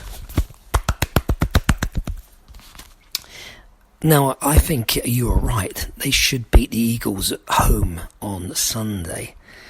Now, they continue to be a team that beats the teams that they're supposed to beat and look good in the process. It's when that challenge arises, I don't feel playing the Eagles fits that bill in some respects. If the game was in Philadelphia, that's a completely different story. Now, I think this is a must-win because this is the sort of game where they need to offset the losses that are coming. Until they can go and beat, say, KC or Detroit or Dallas and win, we're on the cycle of up and down weeks. But after all the shenanigans of the last week and the terrible game in Chicago, it was a surprisingly good bounce-back performance in New York. As always, thanks for the gold star. And to be honest, I think Mark Carlson did nail it. They are a team that is Jekyll and Hyde, and there's no two ways about it. But perhaps that is the beauty of the NFL. You know, 1 week you get a win and you feel good. The fact it's such a short season of 16 games, a loss is rather a kick in the teeth. And does, in some respects, feel like a disaster. Anyway, I'm going to keep it short. Congratulations on 300 podcasts. Great job. Skol, brothers and sisters. And thank you once again, Dave Martin, Mad Martin out of Northern Scotland. It's been an absolute pleasure doing 300 podcasts, 300 episodes, 12 seasons of Purple Mafia. Pretty damn crazy, isn't it? And I think it's a little more than 18. I don't know. But yeah, I mean, obviously I think there were some years that were more than others, this and that. And of course, the off-season shows. But yeah, like regular season, yeah, it is about that, I suppose. Yeah, it's, yep. Some preseason games and of course playoff games, blah, blah, blah, blah, blah. So it's close to the ballpark either way, this and that. It's been a busy run, and it's been a lot of fun. I know Mad Martin's a very, very busy guy as well. And interesting thought also with the whole thing of, like, you're trying to kind of bank a couple wins because of the losses that could be coming, that type of thing. Yeah, you're banking wins right now because, obviously there's a tough road ahead, literally. And there was already a tough road with Green Bay and Chicago, and neither one of those went well. And it's weird. It is a Jekyll and Hyde thing. Mark Carlson, yep, you mentioned that. It's so true. Luckily, I would hope winning a home game against Washington. You beat Detroit would just be freaking huge. At Kansas City, they look more beatable than they have been. Dallas is more beatable than they have been. Of course, we don't know how well they'll be playing at that stage of time. We'll just have to wait and see how that turns out. Denver Broncos, there's just no excuse. You got to beat that bleeping team on November the 17th. Then you head to Seattle, which is like a loss like 900 billion times. Home game versus Detroit. Let's keep that old legacy going. The Vikings always win at home versus Detroit. Of course, we didn't beat them in TCF Bank Stadium. That was really depressing. At LA Chargers, that game was tougher than we thought before. We'll see. I would hope the Vikings can win that one. Minnesota could have a pretty good record at the end of the year if all goes well. Like you end up sweeping Detroit would be just huge if we're able to pull that off. Hopefully you beat Green Bay like we normally do in US Bank Stadium. Hopefully, maybe you squeeze in one of those games that we were pretty much had the red marker out to write L. Dallas, Kansas City Chargers, Seattle. Hope you can get a green W in one or two of those to make up for something. Then you might have something going on here. You might have an 11-5 type of season, and who knows? Maybe Kirk Cousins actually wins a playoff game and does something with it. But yeah, I don't know. I'm still like you. I'm still skeptical. I'm still a skeptic. I'm still skeptical and a skeptic. Okay, I'm still skeptical. I'm a skeptical person. Yes. Yeah, I love what Tene said there. I'm going to be backtracking now. So, nice little back and forth here with Tene and Mad Martin at Purple Mafia Show, at Purple Mafia Show with for the Twitter account. Again, Mad Martin is the emperor of Twitter, without a doubt. Boy, there are a lot of tweets, lots of tweets. Busy game today, of course, like there usually is, and of course a real cool one there. Looks like, let's see if there was a couple of retweets along the way. I'm pretty sure Vince Romano did. I thought I saw it. Now I'm not seeing a whole lot of stuff. Sam Gupta liked the tweet. Thank you, Sam Gupta, out of California, and a Purple Mafia Hall of Famer. He's a bit of a quiet guy, but he's a wonderful guy. You know, he's been so loyal to this show for so long, and he's awesome. Tene Brown and Vince Romano retweeted the most recent show. Tene Brown out of New Zealand, and Vince Romano out of Australia, retweeting the most recent show, episode 299. So now we'll scroll up, and a pretty cool tweet to open things with Mad Martin, if I can get there. Here it is. He enjoyed the podcast on a 1,100-mile round trip, yeah, no, it's a little too far, right? My youngest got his wings, sadly still a Seahawks fan. So yes, as apparently Mad Martin's youngest son is in the Air Force. Very cool. Very cool. That's awesome. Congratulations, my man. That is pretty cool. Unfortunately, he's a Seahawks fan, but gotta let that go, I guess, right? There's not a whole lot we can do. But yep, Mad Martin a little frustrated with that one. 2 starters out on the O-line, and yeah, that was kind of scary. You saw Riley Reif out. You saw Rashad Hill start at left tackle. You saw Dakota Dozier, who did get a holding call in the game today, but generally speaking, he was not bad. He was not bad at all. Again, that pass rush of Philadelphia, though, isn't quite what it was against Tom Brady and Case Keenum a couple of years ago. I mean, that was just relentless. It really was. They gave up points, but my God, they forced turnovers and a lot of frustration. Relentless defensive line of the Philadelphia Eagles was not the case today. It was last week a bit against the Jets, but the Jets are weird. We'll continue. Mad Martin says, now this is what we want. Nice game script from Stefanski on that opening touchdown drive. So far, so good. And yes, it was much more of a pass-happy game today because Philadelphia's pass defense stinks and their rush defense is excellent. So it is what it is. And boy, were they a mess today. Oh, we'll continue. It's worked well so far against that front seven of the Eagles. 10-0, good start. Another 3-0 would be great. The Sea Chickens. Yep, he was saying how kids these days. Yep, when I was talking about, he's a Seahawk fan. Bummer. Yep, definitely painful stuff. Yep. Again, these are Mad Martin. Great first half. Even the O-line. Yeah, even the O-line is playing okay today. They can pass block for once. And, yeah, that's the thing. That was one of the urban legends, actually. You could even add that as an urban legend. They actually pass blocked really well today. But Phillies, again, but other than last week against the Jets, Phillies' pass rush has not been that great. Yep, he says, wow, this is some start. Diggs and Cousins on fire against the hated Eagles. I'm not ready to be a believer yet. For that to happen, I want to see... he wants to see wins on the road. Wins as in plural. Yep, that's what he means there. B, wins. Yep, wins outside. C, wins in primetime. And D, wins against contenders. Not much to ask for. Thumbs up. It shouldn't be. When you see the talent and the special skills, Kirk Cousins has special skills. He's got a good arm, and he's able to actually thread the needle. It's all between the ears, baby. It's all between the ears of the Kirk Cousins. That's what's held him back. he has the special skills to be an excellent quarterback. And I've been saying that since last season. But then it just got to a point of, I guess he doesn't have what it takes between the years because, well, Christian Ponder didn't either. Christian Ponder didn't have what it takes between the years, and he didn't have the special skills. He didn't have an arm. All he had was happy feet. That was about it. He didn't have the arm. The accuracy was mediocre, adequate, I guess. And that was all. Where Teddy Bridgewater has the accuracy, and he has it between the years. He just doesn't have the explosive arm. That's all. The big arm, where Kirk Cousins does. And he's actually more mobile in Kirk Cousins' case than people wanted to believe. He's not a mobile quarterback per se, but he's more mobile than, he's not Sam Bradford. Let's just leave that as is. Continuing, Matt Martin says, the key is we need Cousins to demonstrate consistency over multiple games, and particularly in the big spots. Yep, he was saying a poor start to the second half. That was kind of scary. Ooh, that was scary. He says, doing what they do best, get off to a great start, and then fall asleep. Yep, and that was also mentioned from, we'll look at the Facebook page in a minute. Yeah, it's true, though. We always do that. We just kind of mess around. I think that was Josh Mayer Henry. I forget. He says, or was it Justin? Yeah, Justin. So after having a 12-minute time of possession advantage in the first quarter, the Eagles have had the ball 17 of the last 22 game minutes. Now they lead time of possession. Isn't that remarkable how things can change as quickly as they did? And I thought the Vikings, it looked kind of scary for a while there. It really did into that third quarter. The Vikings did get it, thank God. They ended up kind of getting things back together.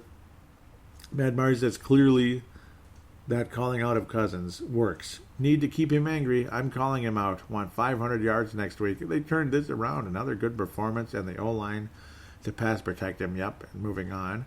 He says, my biggest problem now is to watch next week's game as I'm in Tampa Bay or St. Petersburg. Uh-oh. So, yeah, you're saying where to watch it. Yep, he's going to be in Tampa Bay or St. Petersburg. Uh-oh, so NFL ticket might not be as friendly there, huh? So, yep, because I'm guessing he has it in northern Scotland there. Mad Martin says, I need Teddy. I see Teddy has gone 4-0 with those taints. Yeah. Yes, he has. Where was it? I responded somewhere. I didn't. I guess it was Tanae. He says, yep, which is totally fine. It's Tanae. He says, fair to play him. Stepped up when he needed to. The Saints team is dangerous. That Saints team is dangerous, but me, oh my. If we have this Captain Kirk turn up week to week, we're a whole new beast. And we really would be. Because Kirk Cousins has special skills. That's the thing. The Vikings have had quarterbacks that don't have special skills. Teddy Bridgewater has special skills between the years and all that, where Kirk Cousins has the arm, this and that. So it's kind of like an offset thing. In a sense, if the son of a gun could have it between the years a little bit, then we really got something. Bad Martin says, would be amazing if Cousins can maintain this level and the O-line can protect him. Good on Teddy. Just hate the fact it's the cheating Saints. And I hate it too. Tanae Brown says, I'll never cheer the Saints, but I'll always cheer for Teddy. 2 gloves. Yep. I love that. Yeah, I love Teddy Bridgewater. Yep, without a doubt. I think that's it. Yep, that was it. It was kind of a back and forth conversation there. Where was this? Okay, yeah, he was talking about how, yep, there's Sam Gutma. There he is. Let's go. So I was saying I was pretty awesome about when Dave Martin was saying about he wants 500 yards from Kirk Cousins. I was saying it's pretty awesome. He needs to play like this all the time. He has the special skills. He just needs to keep the mindset where it is. Sam Gupta, I apologize. I'm losing my mind. I'm getting him mixed up with someone else. A coworker whose name was Gutma. It was like, yeah, so I deeply apologize. He says, all around great guy, tweeting about life, industry, and so what happened here? Why is he showing up there? He responded. That's just his, that's weird. There's a response, and it's not showing. That stinks. It's showing, he liked it. Oh, I apologize, Sam. I'm going crazy. Well, yes, Sam is an all-around great guy, by the way. He's tweeting about life, industry, the Minnesota Vikings, and other things that cross his mind. Yep. It's showing that there's multiple responses, though. That's so weird. This thing is very strange. Well, that's about all she wrote. Twitter account, @Purple Mafia Show. Do give that a follow. If you could, that would be greatly appreciated. And, yeah, it's going to be a long episode, all right. Looks like Because Jeff Froyland, let's read what Jeff Froyland had to say here. He was talking to my personal Facebook page. He was saying, take your time with this podcast. The longer they are, the better. And I really hate the Eagles. This was a fun game. Yep, it was, Jeff, and I thank you very much. And I'll gladly, well, it's going to be a long show, no matter who likes it, I guess. It just turned out that way. I'm always afraid that I'm going too long at times, but I've heard in multiple cases that it's good. Yep, and Jeff Froyland is from Spencer, Iowa, from Spencer, Iowa. Pardon me. Just having a little fun there. So thank you, Jeff Froyland. I almost called him Spencer. Can you believe that? I almost called him Spencer.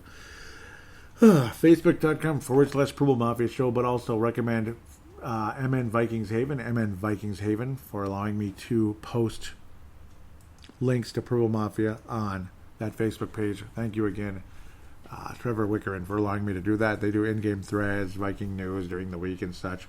So now, again, thank you for following those guys, and of course, keep up with this page as well if you could. It's greatly appreciated always.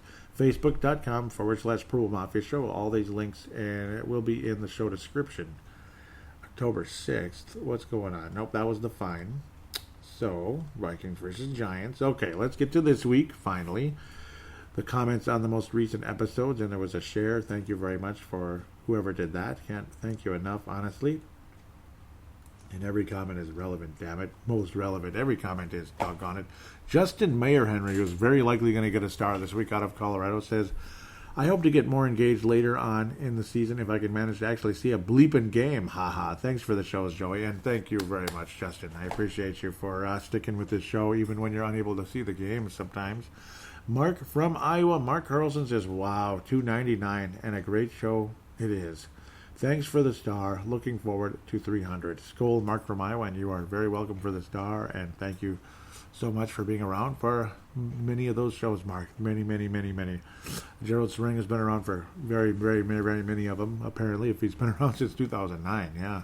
He says, can't wait. Glad we didn't fire Spielman and Zimmer last week and bench Cousins. Yep, because all things went so much better. Kurt back out of White Bear Lake says, keep up the good work, Joey. And Gerald Sring out of Nebraska, if I didn't mention that already. We will now slide upward and look at that in-game thread a bit. We'll look at it a bit. Some of what some of you guys had to say during the game and such. And of course, it's not showing anything, which is annoying. It's not showing anything. Okay, yep, I took the fall colors and everything. Nobody liked those pictures, which is a bummer. Eric Mustard says, I go to start lunch and Diggs scores. I finished getting lunch ready, come back in, and I'm thinking I'm seeing the same play. Nope, and yep, because Diggs, yep, another deep pass to Stephon Diggs. That was really fun, wasn't it? Wasn't that fun? It kind of harkened back to Randy Moss a little bit. Not quite as insane, but still a lot of fun. Justin Mayer Henry says, well, that was unexpected, but best possible scenario. Kurt back out of White Bear Lake. Okay, I already mentioned that. He says, one of the best Viking games I've seen in years. And that's pretty much, yeah, I would say the Vikings didn't have any crazy games last year. The game in Philadelphia was really good last year, too. In Philadelphia, that was a really good game. This one was more fun, though. The Vikings really thoroughly put a beating on a decent team today. A decent team. Justin Henry says, thanks for reminding me why I never got excited about a lead in Minnesota. Yeah, because we were kind of letting that happen. Brett McCarthy says, looks like he's bringing his Irish luck to Minnesota. Oh, he brought himself here, huh? Bringing his Irish luck to Minnesota is working. Diggs touchdown. Yep. So thanks for the Irish luck there from Brett McCarthy. Yes, sir. Eric Mustard active today. Says nice stop by the D. Yep, he liked that. Justin Mayer Henry says they just shut the Vikings game off for the Browns game. What in the hell? Oh, I'm sorry that happened there. You can imagine how frustrated he is there. He says, okay, luckily I can finish it on NFL.com. That's good. Oh, man. Robin Jocelyn says, love my Vikings skull. Thank you very much. And very cool. I like the profile picture. I do like the profile picture. I'll leave that as is. Out of Rochester, Minnesota, Robin Jocelyn. Yes, I like and agree with your profile picture. In case you're listening. Maybe, maybe not. Now I cleared everything out. Every time I want to check out something. Where do we go from here, boys? Where do we go from here? Leland Albertson loved the long opening drive. Yep. Ali Sidikai was picking the Vikings to go 24-17, and luckily they got even better. I think my prediction was around that too. Pretty cool. Justin Mayer Henry says Vikings totally imploding. Oh yeah, that was in that one part. This team baffles me. It's always been this way. What is it about Vikings football? When they get a lead or are doing well, it's like it goes to their head that this team has never really achieved true success. They think to themselves, it's our time, we're going to do it. Meanwhile, as they are dreaming of hoisting the Lombardi trophy, the victory they held in their hands slips away, leading them right back to the nightmare that is their reality, that this team just may never be able to do it. Woo-wee, that was something. Justin Mayer Henry continues saying, if they win this game, my comment still stands until the Vikings become Super Bowl champs. Because sadly, we've all experienced the heartbreak or what should be a damn near guaranteed win, or at very least a Super Bowl appearance at least a couple of times. And yes, we have. Yes, we have. And going back to the Super Bowl IV, the Vikings were favored by 18. That was the beginning of it all. That's why I call it the curse of 1969, because that's when it all started. That is when it all started. Yes, sir. I think, what's he saying? Brett McCarthy was saying, I think this game is in the books. Goal, nice game, nice win. Back to South Dakota. So he was here. Very cool, Brett. Thank you for being a part of things. I think he had a picture somewhere. There it is. Okay, good. Takeover of Downs, midfield goal, everyone. Yep, very cool. So he must have had a pretty damn good seats. I was wondering where that picture came from, so that really was a legitimate, wow. That's cool. And yep, the Vikings turn things over on Downs. That's good. Yes, sir. Robin Jocelyn says they're back. Yep, that was fun. Yep. So that's the in-game threads. Let's get to the post-game threads. There's not a ton of them, but they're busy. They're busy threads, so that's good. That's more than enough right there. Yep, and there's Tony Coleman, very cool. Talking about a friend of his actually in there. Dave Hickey out of Iowa says, I would give the Fran Award to Cousins, the Cousins and Diggs combo today, and the Ponder Award to the coaching staff for some of the calls today. To be honest, I missed a lot of the game today, and plan on watching the whole thing tonight. And I think the team played overall pretty well today, so it's hard to pick a Ponder. And yeah, that's the thing. I had a hell of a time. I actually didn't, and I probably should, but the offensive line stood strong. It's not like the defensive line was awful. They were really good. So, yeah, it's tough. Justin Mayer Henry says, was a good win today, but these guys need to stay consistent. They always get a cushion and let off the gas, and that has driven me nuts the entire time I've been a fan. Minus 98, they didn't care. Yep, minus 1998, they didn't care. They hurt feelings hard that year, and blue team's out. This offense and defense needs to play lights out until that clock hits zero. As long as this team plays soft with the lead, like they often do, they will never make it past the playoffs. Sucks to have that mentality after a win, but it's true. Regardless, I love my Vikings, and I know exactly what you're talking about, Justin. I really do. I really do. Kurt Back says, after today, why would he want to go anywhere else? This team can be great if they start to gel. And I'm guessing Kurt's talking about... Yeah, Justin Mayer Henry is saying, why would who want to go anywhere else? I'm guessing he means Diggs. I'm going to throw that in there. And even though you're hearing me say it now, I'm actually typing it as I'm saying it. It's got to be Diggs. Yeah, because it's Diggs. So there it is. Beautiful. Dave Hickey says, what a game with the Cousins and Diggs combo for 3 touchdowns and a lot of yards. It would have been a lot more if Diggs didn't let it go through his hands for a turnover. Is Diggs auditioning for another team? Yeah, that's probably why Kurt said that. Maybe he meant to reply to Dave Hickey. If Diggs didn't let it go right through his hand, Is Diggs auditioning for another team before the trade deadline, or is he going to be content on being the number 2 or co-number 1 best case scenario? Yeah, I hope he's content. He looked pretty happy today. Tony Coleman with the video here. A buddy of mine, Tony Coleman, Purple Mafia Hall of Famer out of South Dakota, says a buddy of mine got pulled over on a big touchdown. And I believe that's the guy with the camera there. Yep. Oh, no. Yeah, well, they both had a camera. Yep, I can see it. Yep, of course, they both had a camera. That was the Eagles defender that ran over, apparently, Mr. Yep, oh, there he is. I see the guy now. Yep. The guy with the glasses and the kind of tan-colored vest there got pulled over by the Eagles defender. Ouch. That's funny, though. Thank you for sharing that, Tony. That's cool. Gerald String, it's too. I mean, I hope the guy's okay, though. I'm guessing he is. Hopefully. Gerald String says, pretty easy Franny Award today. Urban Legend, Killer Instinct. Yeah, the Urban Legend is Killer Instinct. They need to have more of it, don't they? They do. Malcolm out of California says, let's keep this win streak going. I hope they do. Mark Carlson says, go Browns. Matt Emer out of the UK says, still not over that Packers loss. And I'm not either, because what if the Vikings beat the Packers? What a difference that would have been. Huge. Absolutely freaking huge. That would have been season changing. It really would have been. So even in just a couple words there, Matt Emer is he's just dead on, because that one hurt. It really hurt the Vikings. But luckily we're still 4-2, thankfully. Getting the job done today against Philly. But, I guess a lot of us had the Vikings 4-2 at this stage. So now let's do something after that. Like win in Detroit, which would be huge, and so on and so forth. Let's pass out the stars and wrap up the show. Already hour and 40 minutes. Jeff Royland, another longie, eh? Another long one. Hope you're enjoying it. The numbers were pretty solid last week. Hopefully they continue to grow. I don't know if Timberwolves Explosion's season preview might have helped out, because that one had a pretty big jump. That was a shocker. Nice jump last week, and it kind of helped a couple of my other shows, including this one. Timberwolves Explosion, NBA and Timberwolves season preview. Do check that out. Timberwolves Explosion is the name of that podcast if you're interested in that one.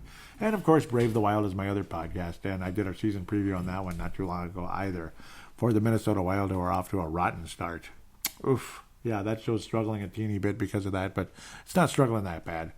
Thankfully, there's still a pretty good fan base for that team, and Brave the Wild podcast as well. Okay, let's pass out the bleeping stars. This week, it's Justin Mayer Henry's going to ring in the gold out of Colorado. Justin Mayer Henry, absolutely good, busy week for him. Mad Martin's going to ring in a gold-plated silver star. He is a legend. He's the greatest ever. His call-ins are spectacular. His comments are great. He knows the game so well. Justin Mayer Henry also, obviously a lot of you guys, your football knowledge is great. Mad Martin's one of the true legends. Here's Patrick Grant. Okay. Patrick Grant, usually one of those guys who doesn't say a whole lot, but he says a lot in what he says. You know what I mean? Patrick Grant says, keep the positive momentum going against Detroit. Diggs was amazing. And thank you, Patrick, for jumping in there at the last moment. Cool. Thank you, Patrick Grant. I think there was more. I think there was a couple more replies somewhere. But I know Josh Mayer Henry was very busy on the in-game thread. So I think, Brent McCarthy bringing that Irish luck over here, and Josh Mayer Henry with some, and Kurt Back. Man. Kurt Back was pretty active today. A bit, showing that emotion, having some fun. Kurt Back's got to bring in a brown star today. And Brett McCarthy, for sure, bringing in the Irish luck. So that's your situation there. The gold star goes to Justin Mayer Henry. Gold-plated silver star to Mad Martin. And, of course, bronze star will go to Brett McCarthy and Kurt Back today. Kurt Back bringing in that bronze star out of White Bear Lake. Thank you guys so much for being a part of this show. 300 episodes. It's been unbelievable. 300 more are probably coming. My total podcasting career, I guess, this is episode 813. If you want to go all the way back to paladinolive in 2008, January 2008. Showtime and T-Wolves, which me and Vince Germano did, a couple of Timberwolves and Lakers. See, it's basically a Los Angeles Lakers and Minnesota Timberwolves show. Of course, Vince Germano is a Los Angeles Lakers fan. But, of course, the Timberwolves are his second favorite team. Well, not of course, but the Timberwolves are his second favorite team. So, soft spot for him towards my Minnesota Timberwolves. We developed a friendship years ago from Timberwolves Explosion and such, and built a little show together. it's, it lasted 15 shows. It could always be revived again, and it probably will one day. But it won't be very often. Maybe like a once a month release, that type of thing. There were 15 episodes of that. That was actually not too long ago, like 2014, I believe, if I'm remembering it correctly. 2014 and 2015, it was 15 episodes kind of here and there, talking about the Lakers and the Timberwolves. Lots of fun. Very fun interaction between the two of us. The reason for the difficulty of releasing it is because, well, think of the time zone difference between Golden Valley, Minnesota / Brooklyn Park, Minnesota, which it was for a little while, and Australia, Melbourne, Australia. That's a big difference. Big time zone difference. I think it's like in the morning right now in Australia, if I remember correctly. It might actually be a little bit beyond that. Maybe it's like noon already. There's a huge difference. Like, say, when I got up at 7 a.m. one day to record with, I forget who it was with. I think it was Vince, actually. Yeah, I got up pretty early. Or was it Hank one of those days, too? I think it was both of them. Hank / Wayne Hunt.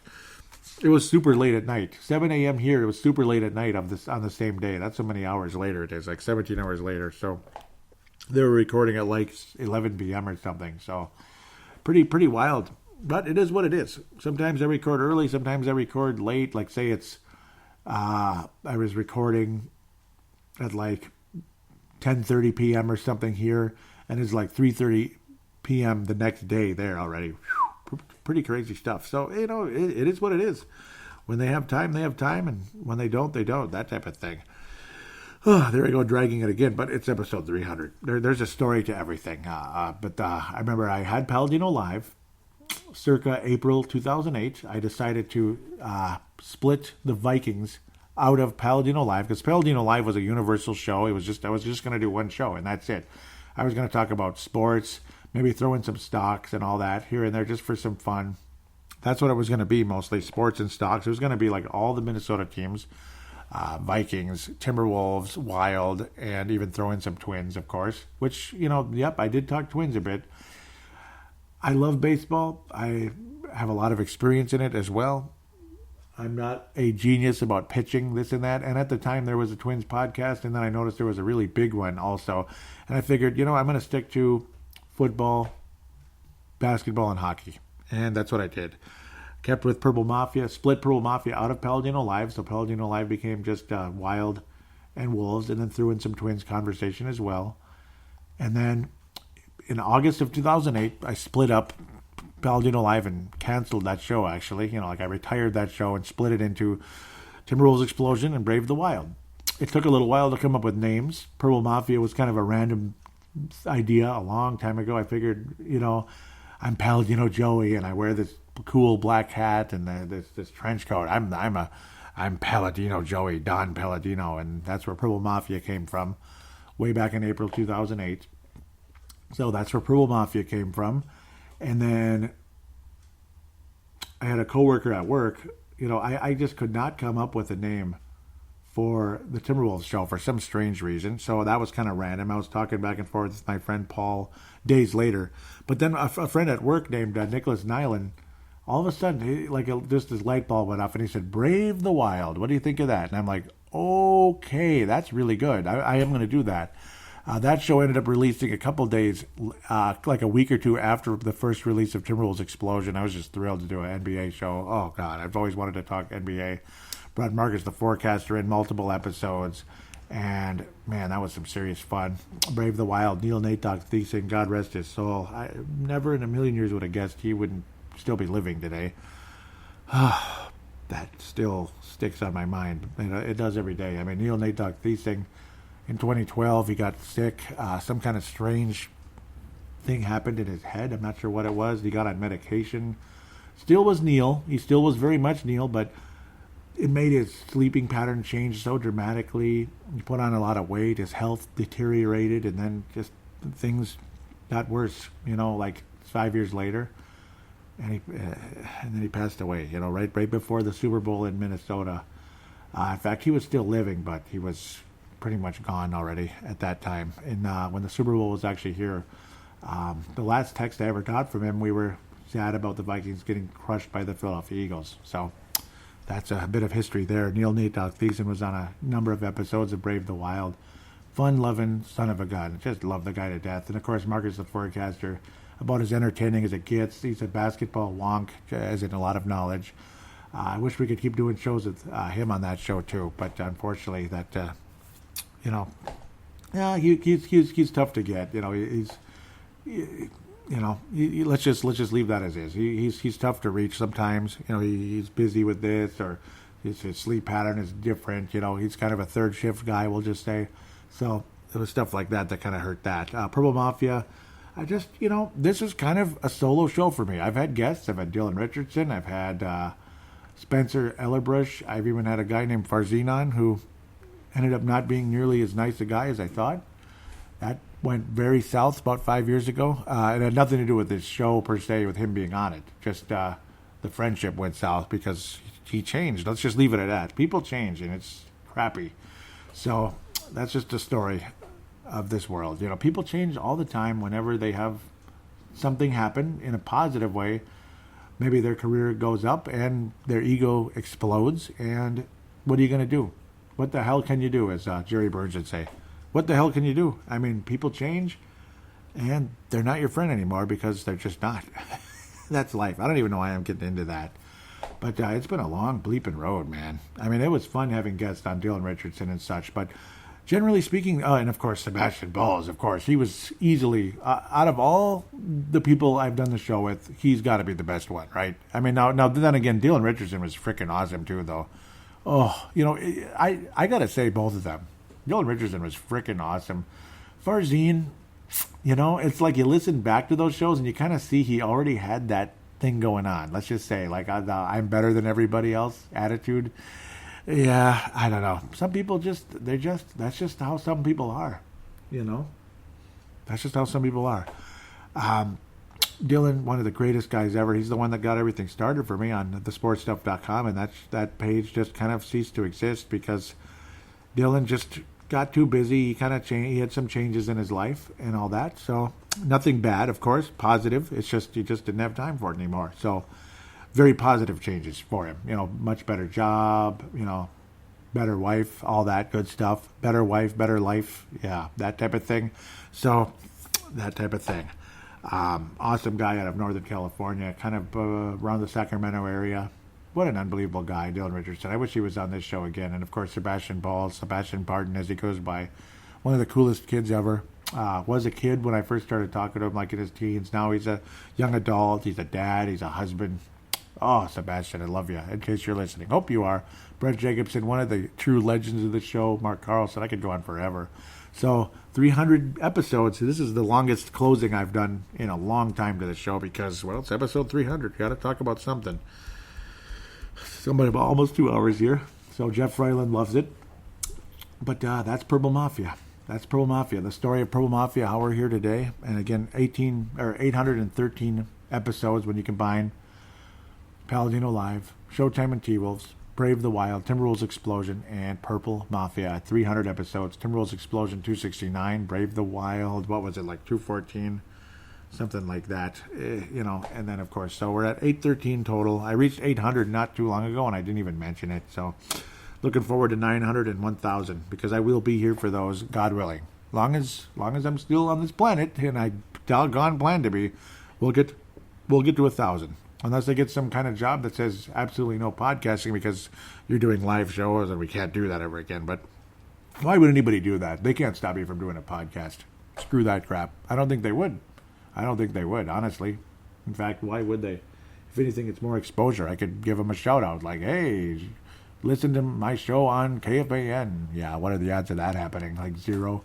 Because I don't belong to that type of media. I don't think I'd fit in, honestly. I think I'm Purple Mafia, Brave the Wild, Timberwolves Explosion.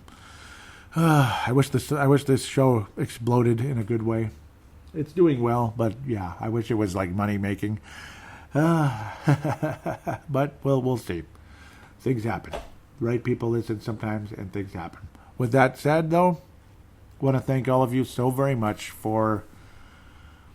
Some of you have been around for 12 whole years. Some of you have been around for, I think Tony's about that, 11, 12 years, Gerald String. Some of you have been around for 2 years. Some of you have been around for 2 episodes. But as long as you love this show and want to keep listening, I can't thank you enough.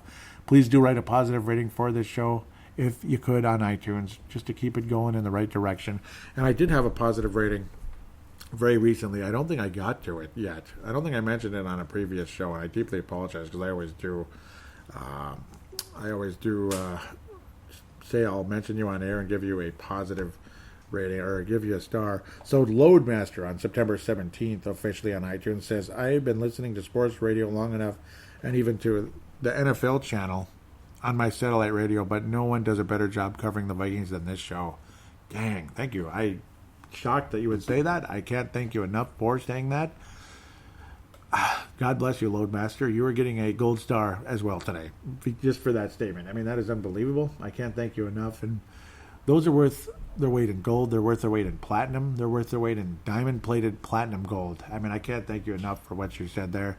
It means the world to me. It really does. It means the world to me. So it's a good time to mention it on episode 300, I suppose. If you're listening, Loadmaster, can't thank you enough. Can't thank you enough, and maybe you are if you think this is the best Viking show out there. I mean, that's an unbelievable honor. It's an unbelievable honor. It's one of the oldest, that's for sure. So, again, 209-736-7877 is the way to get on the show via the phone lines. And the way to get on for audio via audio submission is simply using the free voice recording application on any smart device on the planet, or maybe a laptop or desktop with the Audacity software program and a microphone. But we'll just assume you're using a smart device. Use the free voice recording application. Simply click record. Treat it like a phone call. Stop, save, send it to paladinolive@yahoo.com, paladinolive@yahoo.com, and then I will then convert it into an MP3 file thanks to Zamzar.com or Converto.com. Can't thank them enough for providing a free service when it's a small enough file like that. So can't thank them enough. I'll give them a free plug for giving me, free service. If it's a bigger file, like a whole podcast or something, or God knows what, that needs to be converted into a different file, from like an M4A to an MP3, there you go. That's where you should go. With that said, can't thank you guys enough once again. God bless all of you, and we will be back next week with hopefully a 5-2 Minnesota Vikings team. Until then, take care.